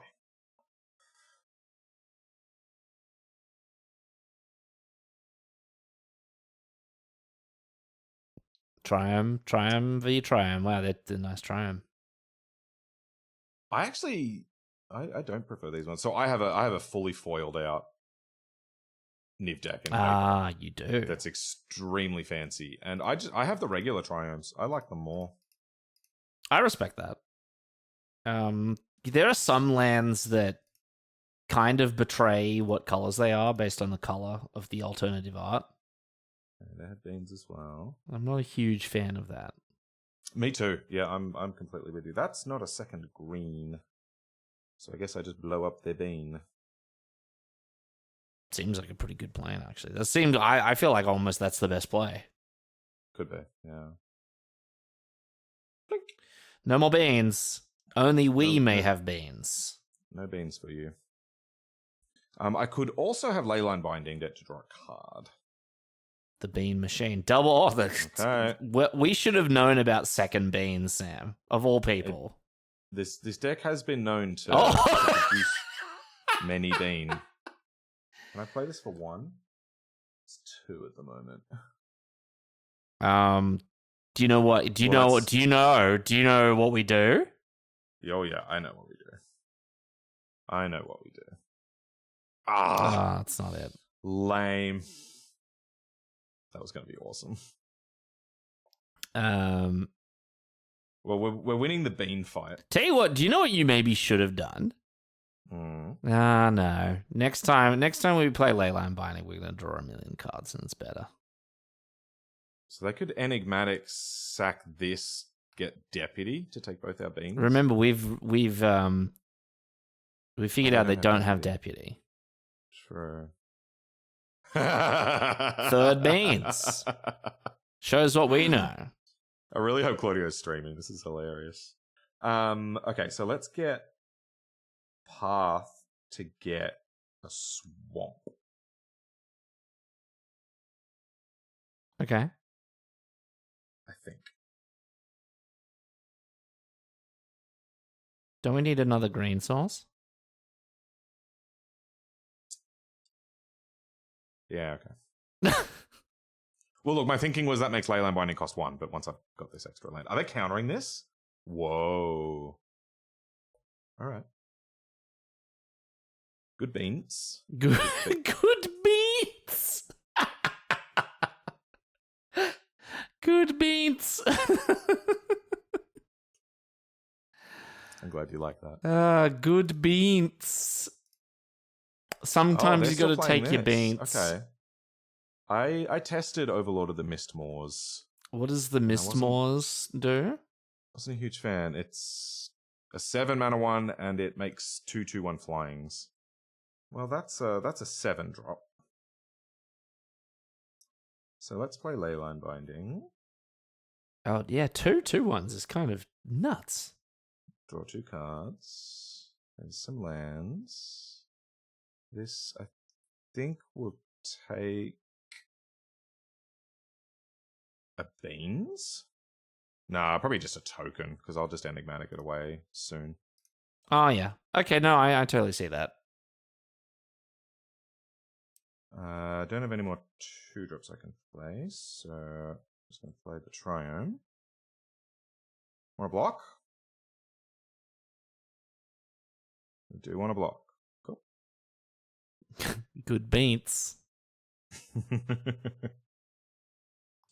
Good beans. God, love beans. We can stick Elesh Norn next turn. They can also stick Elesh Norn next turn.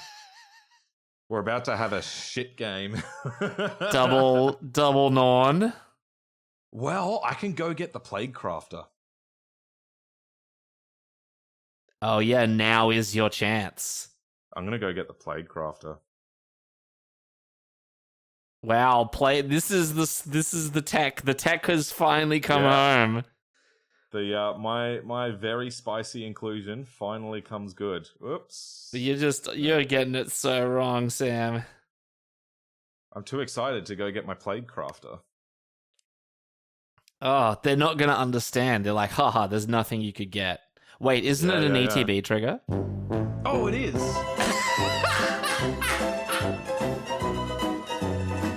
How did I... What the hell is wrong with me? Oh. Jesus Christ. Oh, nice. Oh. They're both in hand. It's all coming back. It's all over. Just what is going on? It's because it's 12:30. It's so late. This video is so long. Wait till we play Niv. Oh boy. Niv's even longer than this. I could just I say that with glee. No. I have things to do, Sam. No, you don't. You know I do. Cool. All right, let's play this card that we should have played last time. It's a wonder why, like, Sam wins entry to all of the RCs. Yeah, it doesn't make any sense. Doesn't make any sense. So, who knows? I mean, like, I would claim that... Oh, no. No! You've been had completely. Look, superior build of the deck. Really. He's done really nicely. Really nicely.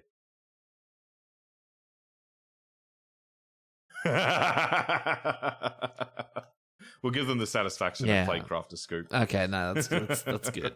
That's good. Cool. No shame losing to Claudio. Claudio is very, very good. Looks like we got nothing for that. Oh no, okay, just Moto struggling to handle how much value just happened in that game. Cool. All right, sick. Let's go take a quick look at this deck before we wrap things up. It's previewing my treasure chest. That's very cute. All right, so Oh yeah, you just get to whoa, it's really big. Hi, Elesh. No. Okay, we'll do this quickly because it's a long video. This was impressive. This was really impressive. We lost to Control, which I did say I thought was a bad matchup, but we held our own far more than I thought we would.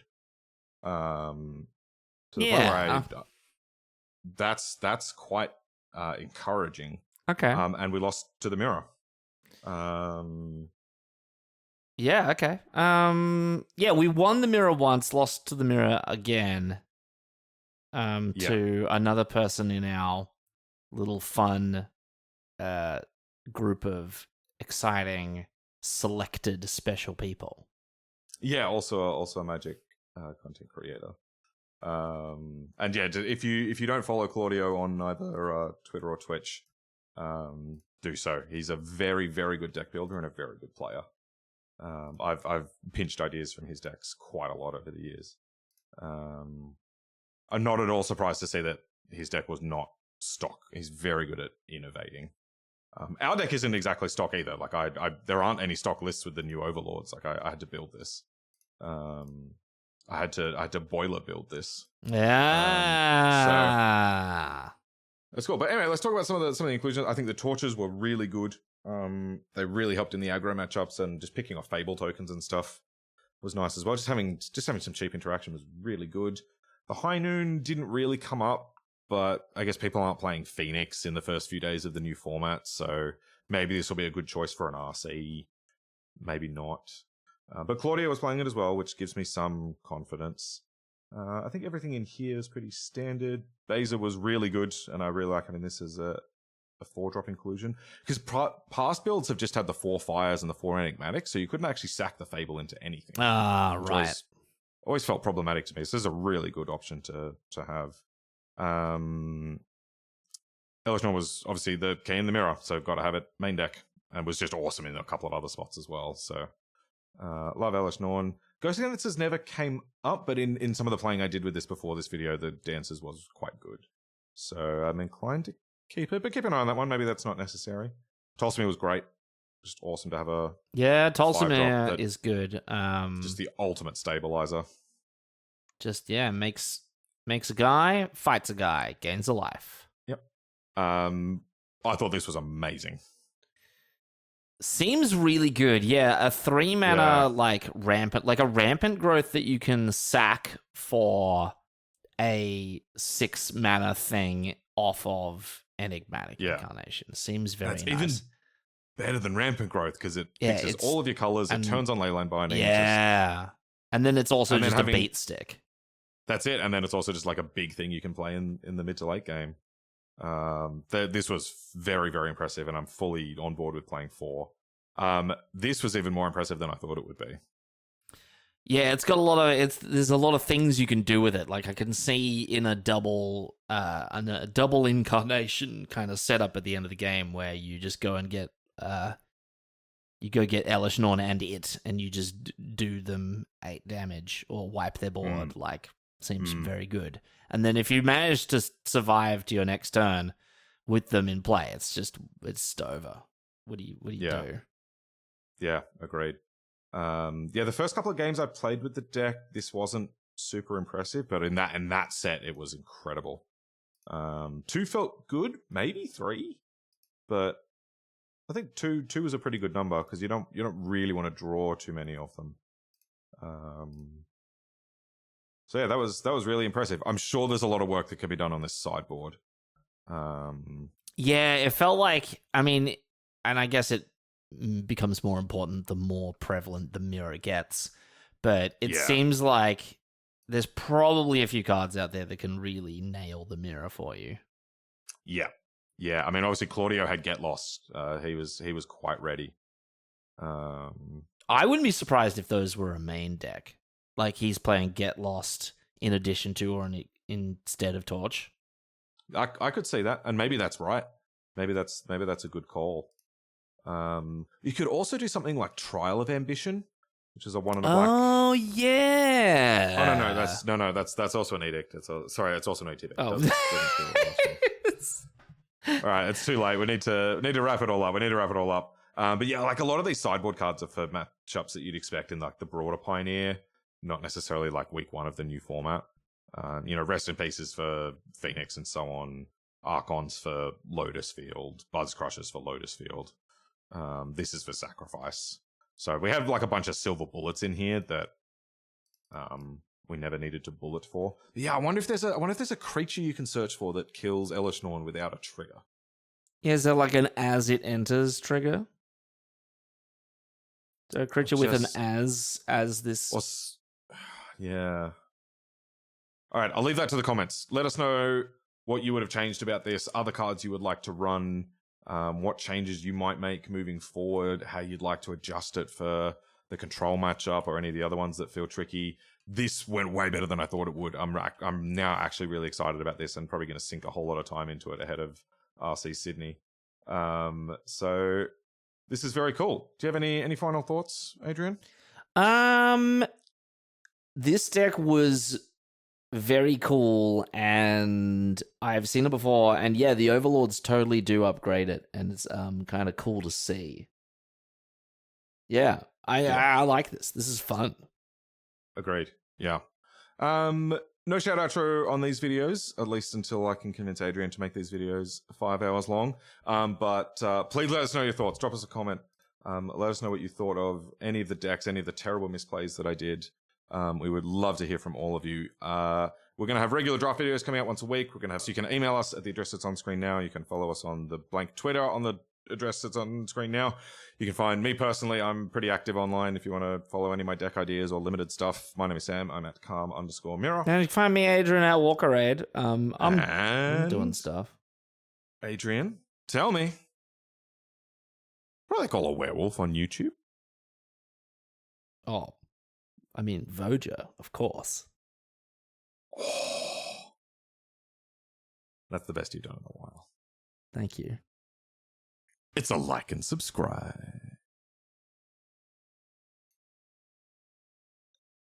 Adrian, I am sad that you never noticed. What? It's your old friend. I did notice these hanging around, but I just thought it was like a Moto thing. I don't understand Moto, so I saw these and went, they're there for a reason, I guess. Like, does Sam just have them ready to go in another deck? Maybe. Wow, I never thought I'd see the day. The Hulk is back. Good evening. That was really funny. That's not what my voice is supposed to sound like at all.